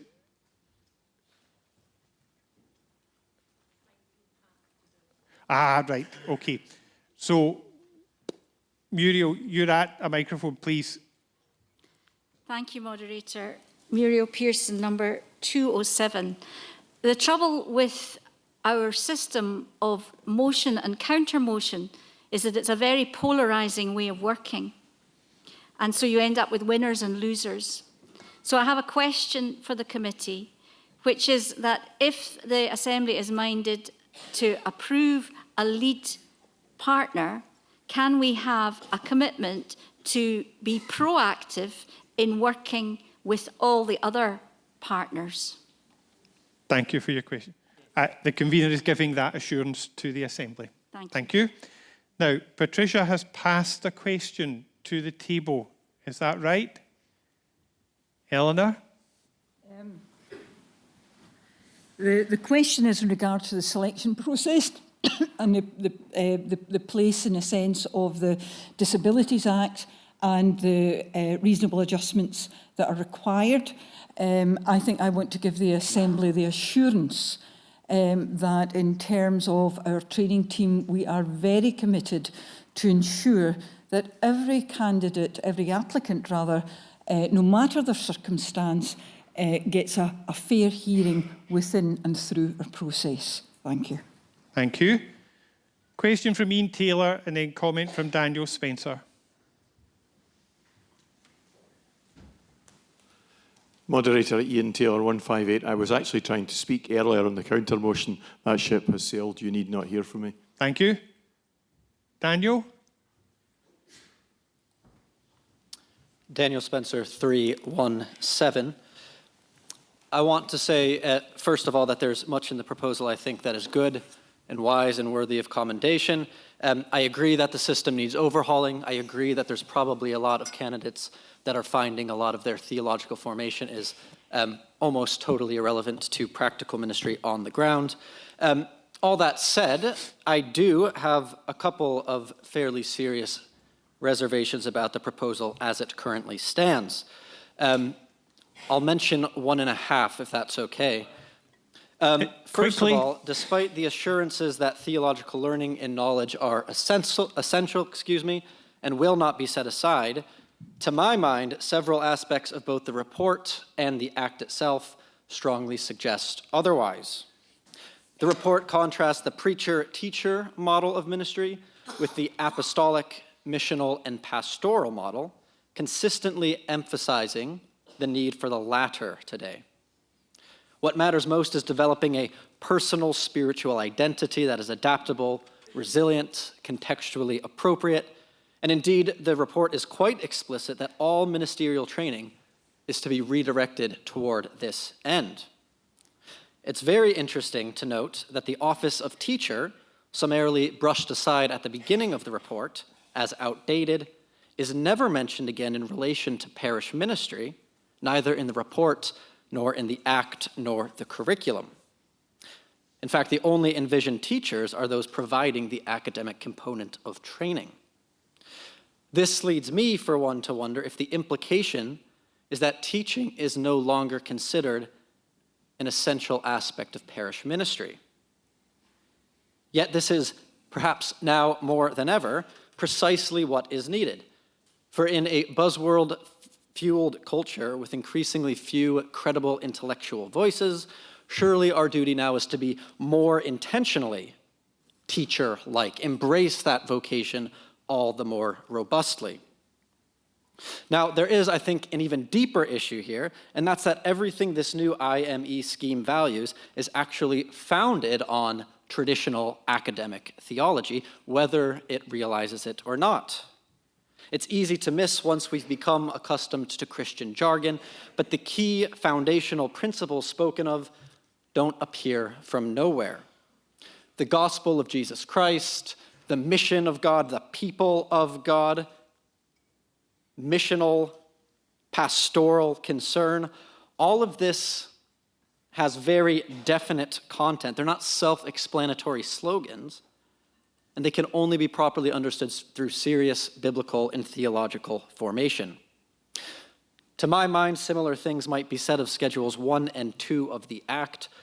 How can a minister be truly Christ-centered if the formation only gives minimal attention to who Christ actually is? How can ministers wisely and coherently challenge injustice if they've never critically examined what justice actually means? Theological education is therefore not, as per the report, merely a contributor to ministry formation, as if it were but one component of many. On the contrary, it is the very branch on which Christian ministry formation sits.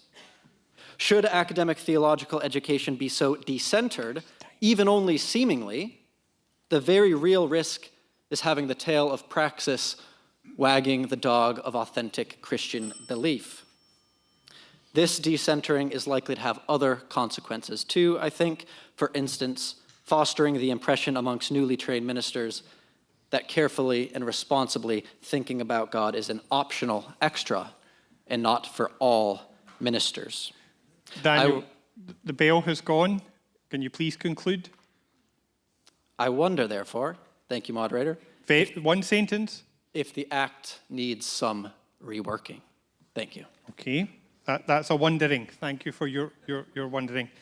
We return to section 12 as amended, and is that approved? And online, thank you. Section 13. There are some questions in relation to section 13. Brenda Elbow-Sutton, Hector Morrison. Brenda.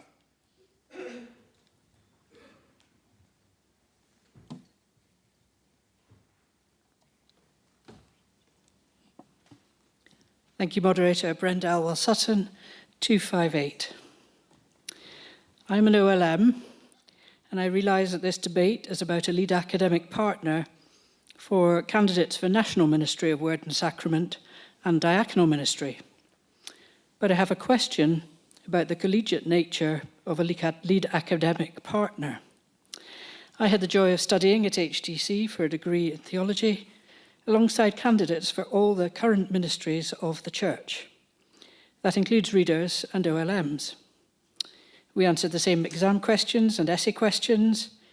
We had online common room after lectures, where we could debate various theological points, help each other understand difficult concepts in the latest lecture.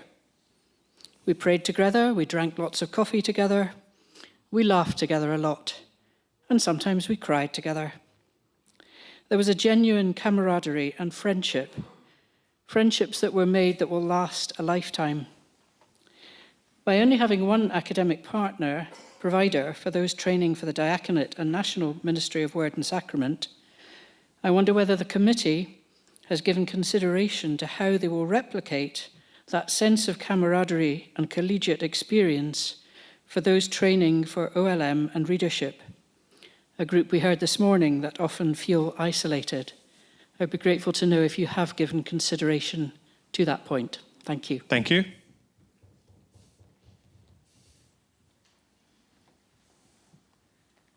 I want to assure Brenda that we value the whole family of ministries, and the integration of training is something that we aspire to. That's the aspect of the church element of that training, as you have experienced through candidates' conferences and probationer conferences.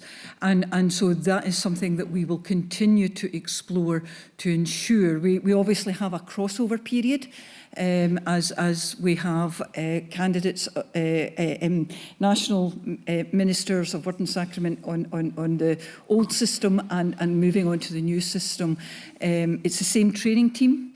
It's not a different training team, and so we're seeking to do as much in common as we possibly can. Thank you. Hector? And then Laura Boost. Hector Morrison, 350. As I already indicated, I'm a member of Clare LNE and have been involved for 30 years in HTC and in UHI.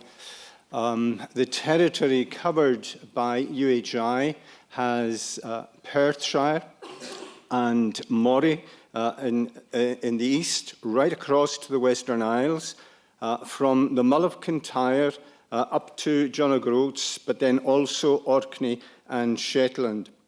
And one of the big concerns I have is that in some of the particularly remote areas of Clare LNE, of this community, students are able at present to go to, if they have no internet connection themselves, as happens still today, that's a poor internet connection in many areas of Clare LNE, but they're able to go and get that connection in either one of the 10 UHI colleges spread right through the area, or the additional 50 learning centres. And we have students at the moment, and have had students who are in that position. And in each of these colleges, of course, and in each of these learning centres, there are those who will provide support, student support for the particular students, as well as the support they're given by HTC itself. And my question is, how will Trinity College give this at least the same kind of support to students in those areas as they already have through UHI, which is one of the blessings of UHI? Thank you. Moderator, the training team is the national training team for the Church of Scotland. We cover the whole of Scotland. we cover England, we cover the International Presbytery, and would you believe we are working with a group of folks from Sri Lanka just now. We're worldwide, and we will work to ensure that every person training for us has the support that they require to undertake the course that we set for them. Thank you. Laura, and then I believe there's an amendment to 13, is that correct? In the name of Jockstein. So after Laura, we'll hear from Jock and his amendment. Hello, Laura Buse, number 165. And of courtesy to the Assembly, I submit that I have a family member on the staff of HTC. I am troubled by what I think I understood from the comments made earlier. I picked up that Trinity College might have been given a financial advantage to aid its submission in the selection process. So my segmented question is, were all 4 colleges offered the same initial figure, which I think... Excuse me, Laura, I'm really sorry. I would love to hear your question, but we've already had that question earlier today. I think we've discussed funding and what was said and what wasn't said at some length before. Does the Assembly agree that we've heard on this matter before? Okay, I hear more no's than yes. Laura, forgive my interruption. Right. Please continue. Thank you. So my question in various parts is, were all 4 colleges given the same initial financial figures quoted as 50,000 for the first year, 25,000 for subsequent years? Did New College, Aberdeen and HTC present their submissions based on this remuneration? At some later stage, was Trinity College offered a further significant amount of money? Were the other colleges also offered this additional sum? And was the Trinity submission made in the knowledge of this increased financial support? Thank you. Thank you.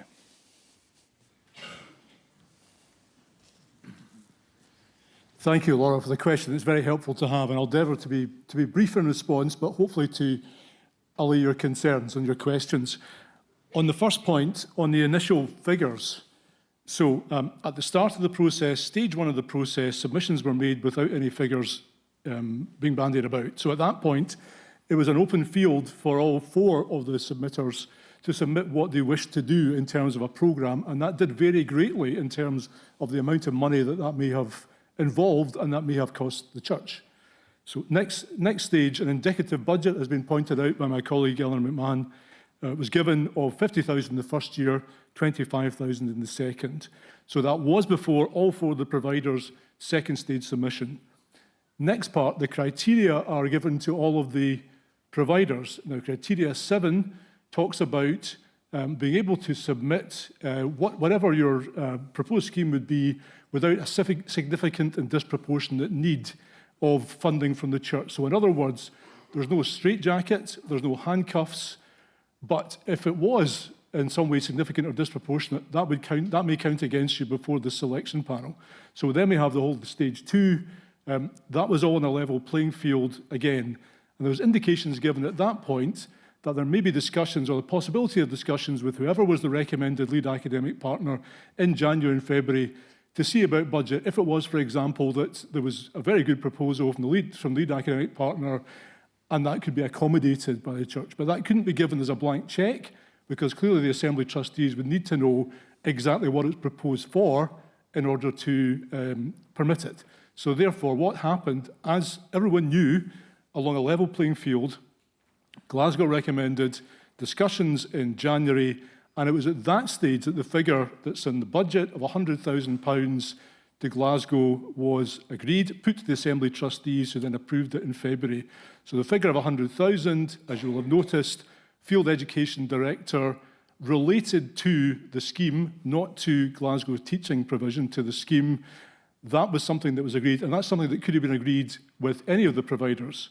So we're talking there about an additional 50 to 75,000 from the previous figure, But that could have been agreed with any of them, depending who was the recommended partner. So in short, Glasgow did not get any further information than the other three at the time of the main bidding process. That was a matter of agreement in January.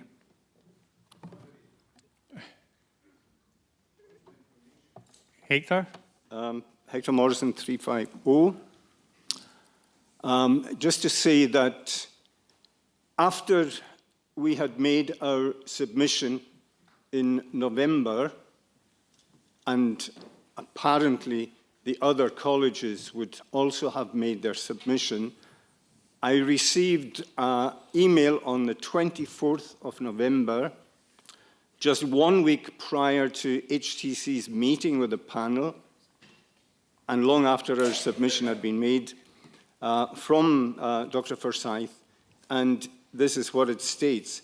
If it is of relevance to your approach to the meeting, by way of update, the intention is to review the church budget for the new training scheme in the early new year, following consultation with the lab. Proposals to the Assembly trustees for an increased budget in relation to the new training scheme would have to indicate the specific needs, purposes, relevance of outcomes, and probable costs of a realistic additional investment. Once discussions with the recommended LAP have occurred, it will be clear what may be required by way of resources. If appropriate, following the review, renewed budget can then be sought. That was after our submissions had been made, at least our submission had been made. How are we to respond to that? Thank you. Convener, I wonder if it might be helpful to the Assembly if the Solicitor of the Church gave us some advice on work that had been done in this area. Thank you, Moderator. I've not been provided with a microphone. I'm not sure what that says about the confidence of the Assembly and anything I might say, but I'm going to steal the Procurator's. I have been asked this question previously by one of the providers, and so I have reviewed the relevant correspondence and documentation around the bid process and spoken with those who are running it. And I can confirm that all providers were treated equally. They were all given access to the same information at the same time.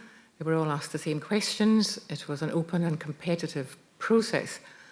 It seems that they were all told about the available budget in March 2025. And then, as Mr. Morrison has said, on the 24th of November, there was an email sent where intimation was given that this budget could potentially be increased.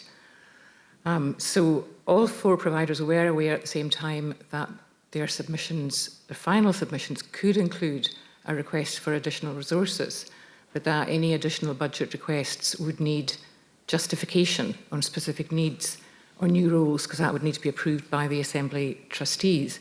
So it would have been possible for any provider. I appreciate there was a short period, there was a 14-day grace period given to each provider after the interview, I think in December of 25, to make different proposals, to take account of the possibility of additional funding, or to ask for more time to develop these proposals. But that did not happen, and therefore I think there wasn't any inherent unfairness in the process that was followed.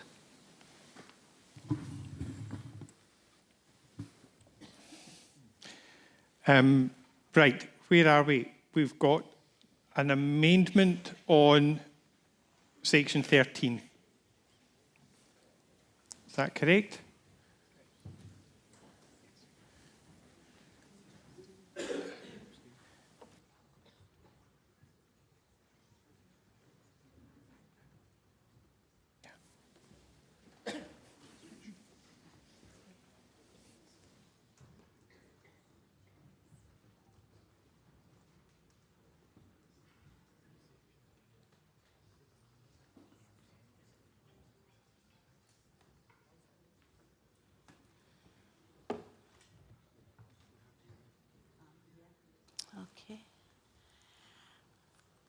So we hear from about the amendment. Here it is. So amendment to section 13 in the name of Jock Stein. If you could read your amendment and then speak to it. Thank you.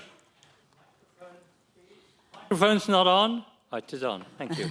Jock Stein, 55. This amendment, it's actually an addendum, technically, I think, if the principal clerk would agree, because I put a comma at the end of the section and then add the words, on the understanding that a placement panel and the work of the field education officer will involve other colleges. Now, I had thought, given that the group had happily accepted work with other colleges in the previous section, that this would be accepted. I understand that the group have a concern with the placement panel. What I had in mind was that there used to be a committee which brought together all the colleges and their concerns for education and placement, practical training with the church centrally.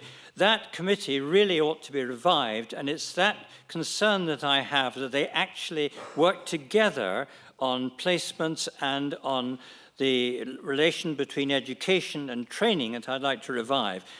If the group can assure me that this is going to happen, that they're going to try and revive that kind of committee, I could withdraw the addendum, but if not, I'd like it to stand. Eleanor?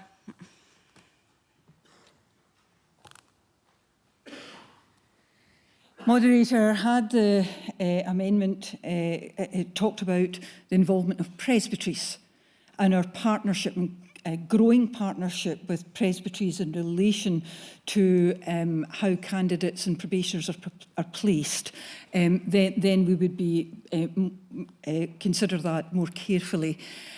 Placement panel across the 5 academics providers. We have limited Church of Scotland staff with limited Church of Scotland knowledge in localities across the 5. But what we do have is we have expertise within our presbyteries. And so this continued and growing partnership with our presbyteries, the field education officer, the training team, and this new formation panel is really what we feel already covers what Jock is seeking. Okay, I'm happy to withdraw the addendum in that case. Right. Thank you. So we move to section 13 as in the print. Approved in the hall and online. Section 14, there is a question from Anna Rodwell.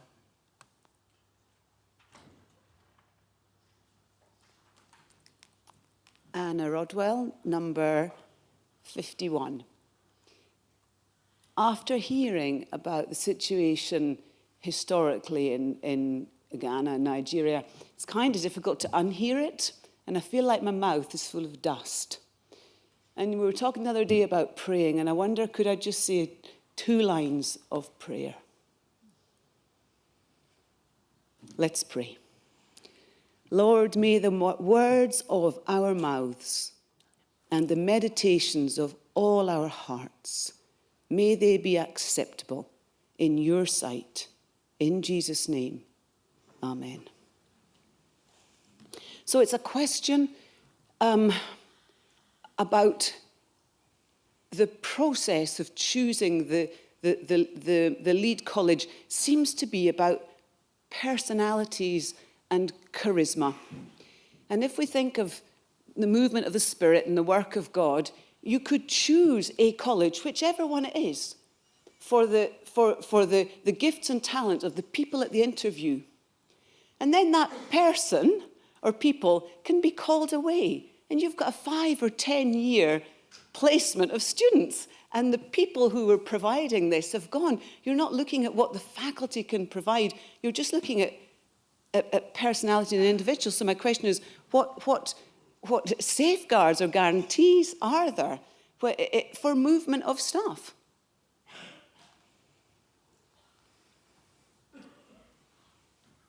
Thank you for the question, Anna, Moderator. 2 things briefly. The first is, as I said earlier on today, what we have is letters of support and commitment from various levels of Glasgow, from Trinity College upwards to the Vice Principal, committing to this as a matter of their funding and their support at an academic level and also at support staff level, which will be there for the duration of this occurring. So that's very much there. The other point I would make is that if you look at the breadth of the criteria, yes, there's a focus early on in vision and what we mentioned earlier, but there's also very much a practical focus as it goes on. So what the selection panel were looking at was not simply vision, although that was a key part of it, but also practical delivery and things like hybrid delivery, integrated assessed placements, etc. So it was also about making sure there was deliverability at that level too, which hopefully will be a reassurance. Thank you. Thank you. Thank you. So, section 14.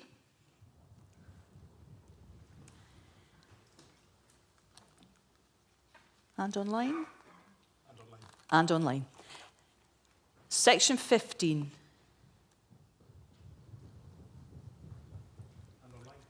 And online. Section 16.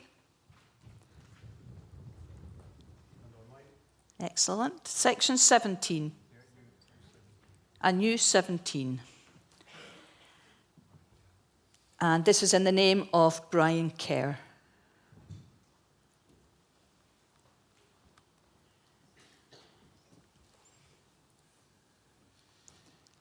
Sorry, Moderator, Kerr 118.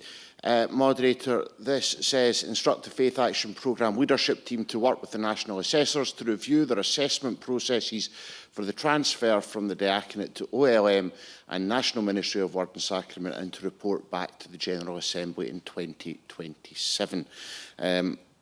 Moderator, when we say family of ministries, and we've heard a few times today, we're making quite a bold claim. And we need to make sure that we honour distinctiveness but also equity. And it appears that those in the diaconate who are discerning a call that we are continually called and expected to discern as those involved in ministry, that as they do so, if they sense God calling them to ordained local or national ministry, then they have to almost go back to the start of the process, no matter their experience in ministry, go to a fresh discernment placement, then an assessment conference, and then obviously any training that's required. Those transferring from OLM to National Ministry of Word and Sacrament, the paid ministry, it's simply an assessment panel. It's maybe for good reasons, but we don't want to set up a hierarchy of ministries, which it may be seen by some to do.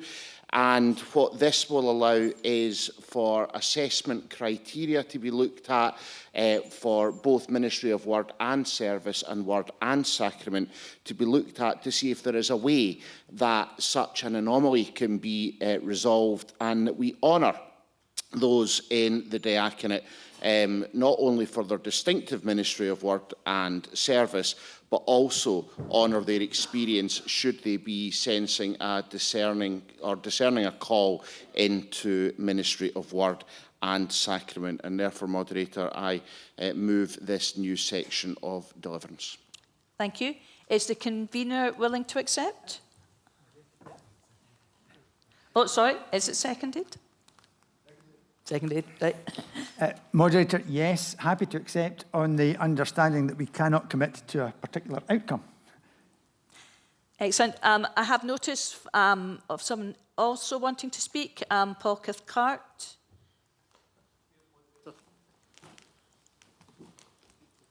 Moderator Cathcart 185. I'm a deacon. I will always be a deacon. I'm committed to a lifelong ministry of word and service. And I recognise that there are some people whose call changes, but over 138 years of diaconal ministry in the church, a handful of people have changed, as far as I know.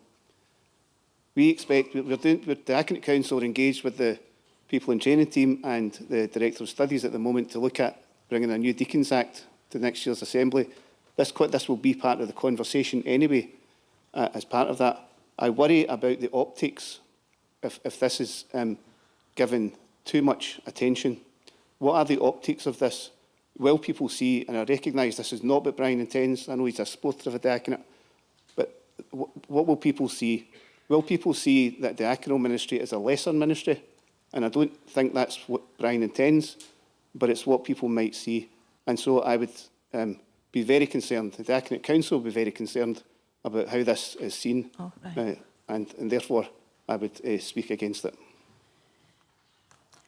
Is there an amendment to the new section? In his name, so where, oh, right, amendment, right. In consultation with the Diaconate Council. Okay, so let's deal with the amendment to the amendment.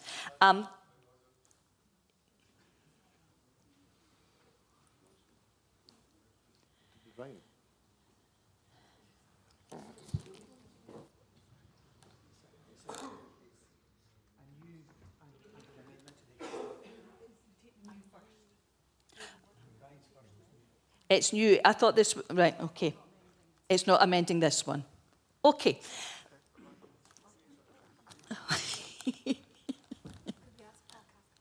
Paul, could you confirm, is this an amendment to Brian's amendment, or is this an amendment to the original one in the print? It's an amendment to Brian's.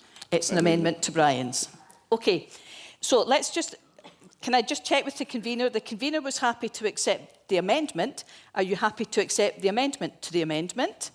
Okay, excellent. Brian, are you happy? Is the Assembly happy to accept the amendment to the amendment? Brilliant. And online. And online. And so do we accept section 17 as amended? Brilliant. Okay.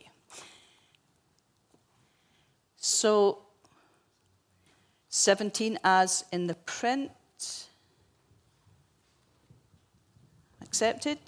And online. And online. We have a new section 18 in the name of Fiona McDougall. Moderator McDougall 174. I'll read out the new section. Add a new section 18 as follows. 18. Instruct the Faith Action Programme Leadership Team in consultation with the Legal Questions Committee to review the requirements on candidates for all ministries to the Church in relation to marital status. And I have a seconder for that. Moderator, I believe that the table is minded to accept this. However, I can speak to it if you wish. Yeah, please do speak to it. Oh, no, you have to accept it. Okay? Happy to accept? Is the Assembly happy to accept? Right, you better give us a bit of background. Okay. Thank you. Moderator, we are all called in different ways. And sometimes God calls us at different times, and sometimes those calls don't fit the policies. We may have come to church as adults rather than children. We may have had a life away from the church. Moderator, I'm not asking us to abandon our beliefs, but rather to have a conversation with people and not have blanket policies, in particular within readership. I ask for a prayerful review, and that is all I'm asking for. What would Jesus do in this situation? Thank you, Moderator. Thank you.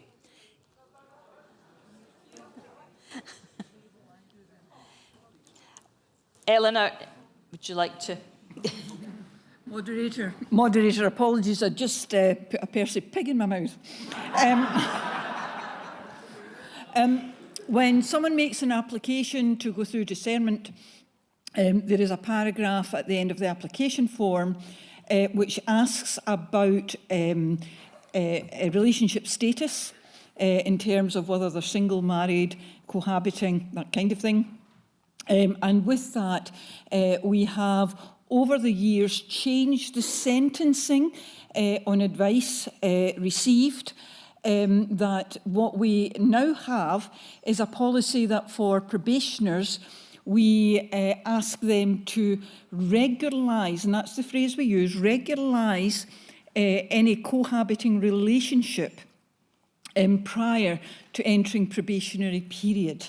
And so I understand that Fiona is asking us to review that policy. It's an ongoing conversation that we have, and we're willing to do that.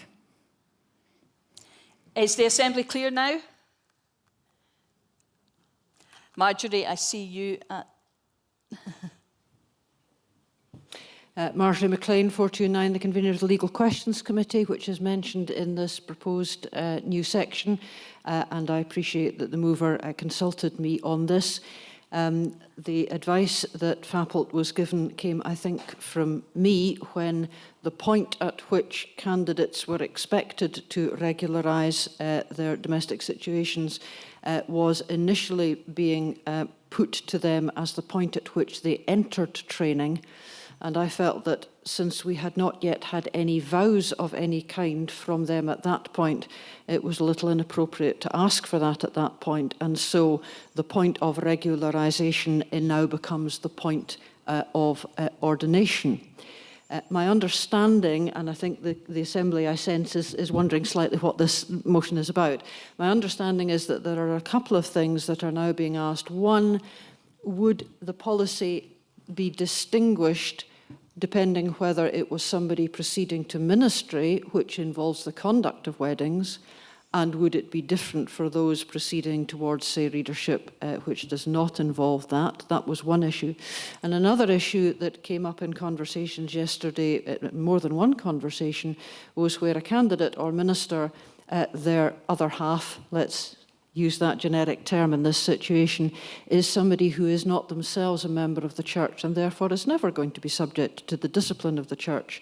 And what issues does that produce? And for that reason, it seems to me that there is a very interesting and difficult theological question for FAPLT to look at, but it may have some church law consequences, which I would be happy for my committee thereafter to look at the consequences that might come up. And I hope with that background to my understanding, the Assembly may be a little clearer about what it's being asked to look at. Thank you. Yes, is the Assembly clearer? Oh, here we go. We've got another question from James Bissett. Moderator, James Bissett, 339. Just a wee question for clarification. Has the ordination of anyone been refused as a result of their marital or non-marital status? Not as far as I'm aware. Thank you. Okay, no further questions. So we move to the new section 18. Does the Assembly approve? No. Called for a vote. Okay, we go to the vote.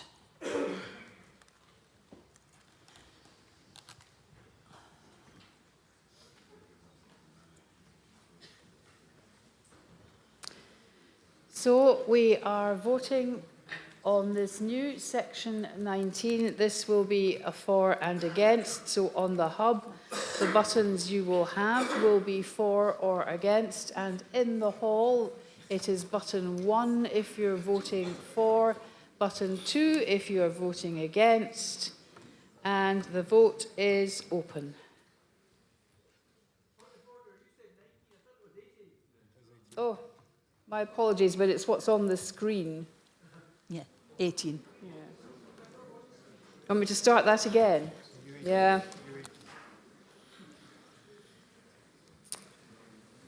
Just looking to Neil to see if that's okay. Okay. It's a new section 18. And that's for or against the new section 18. So the vote is open.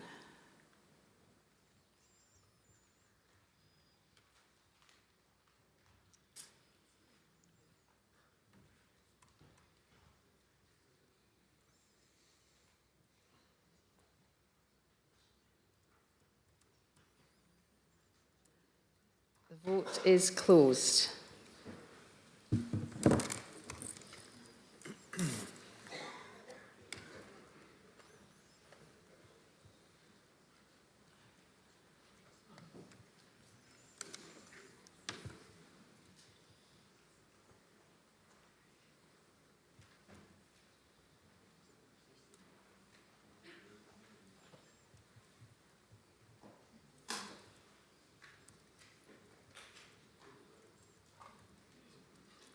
So checking that, 4 is 154, against is 105.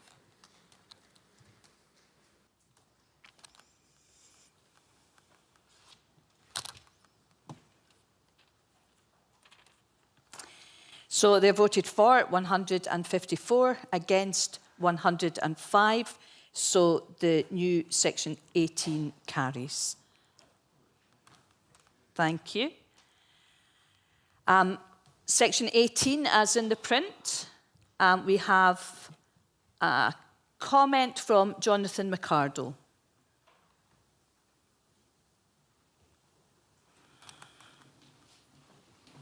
Moderator Jonathan McArdle, number 474.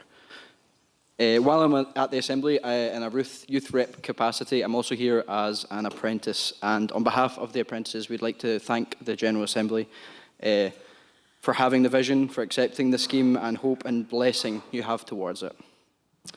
For me personally, it has given me the vision to think about ministry.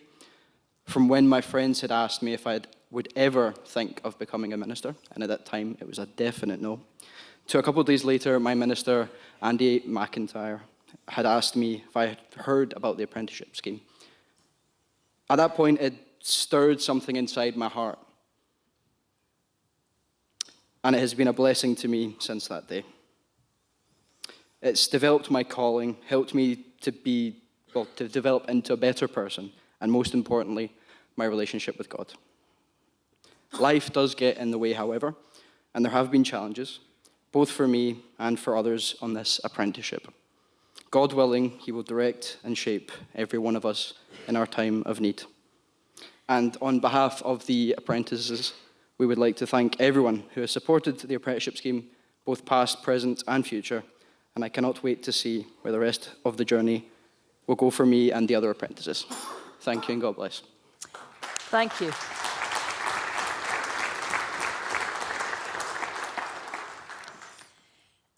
So with that commendation, section 18, approved in the hall and approved online. And section 19. Oh, new section 19. Oh, Martin Fair, online. Thank you, Moderator. Martin Fair, 394. Moderator, I've been in all day today, and unless I dozed off for a moment, which I don't think I did, I may be the first person speaking online today, which I think raises all kinds of questions.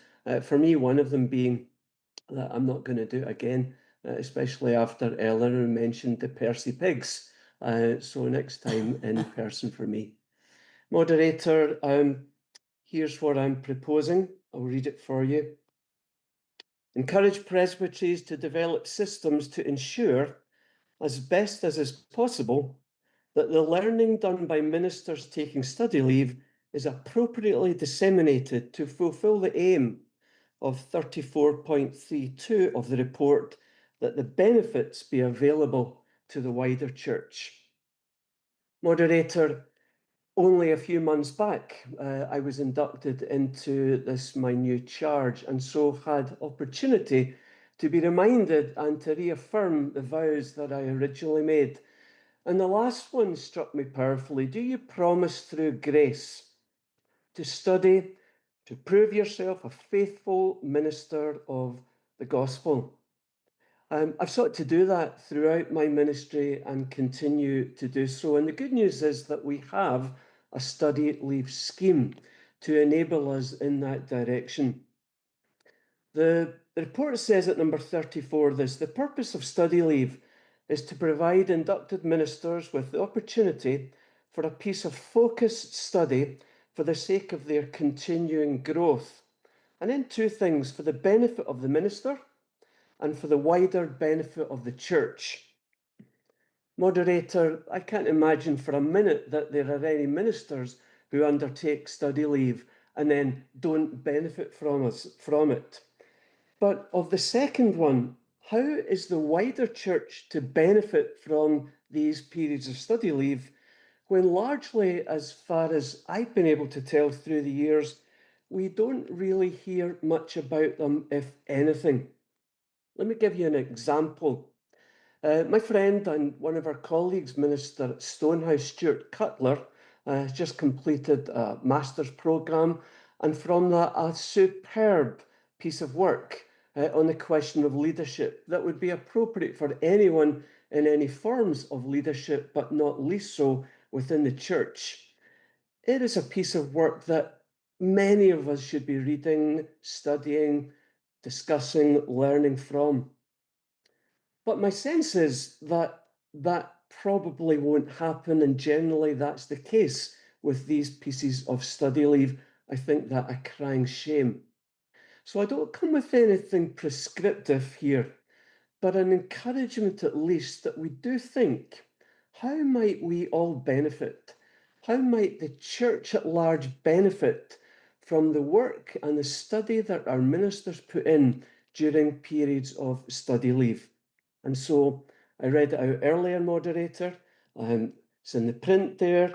I have moved accordingly then, and I have a seconder who's Stuart Irvine, who incidentally has just finished a period of study leave. Thank you, moderator. Thank you, Martin. Are you willing to accept it? Before you do, however, there's notice to make a comment from Grant Barclay. Moderator, thank you. Barclay 137. Just a very quick comment to say, I'm sure presbyteries would be delighted to do this, but it's extraordinarily difficult when study leave reports are not provided to presbyteries. It raises a bigger issue that we can pass to presbyteries all sorts of instructions to do all sorts of things, but if they don't have the resources, they quite simply don't do it. My understanding is that study leave reports, I sent mine when I was doing my doctoral research into the national offices, Glasgow Presbytery, and I'm sure others would be delighted to disseminate all sorts of material if the material actually came to them. So I'm not resisting this, just as I wouldn't resist seeing Dr. Fair in person, particularly if he bought me a coffee. But I do think that Presbytery needs some support in order to do as he asks. Okay, convener. Yeah, moderator, simply to say yes, we will take that on board. Happy to work with presbyteries for that. Okay, so with that assurance, do we approve the new section 19? So approve both in the hall and online. So section 19 as in the print. Excellent, approved in both places. So that brings us to the end of the FAPOC report for today. We will hear the final bit, Presbyterian Partnership Support Programme on Monday afternoon. So thank you. It's been a long day, but it has been much appreciated. Thank you.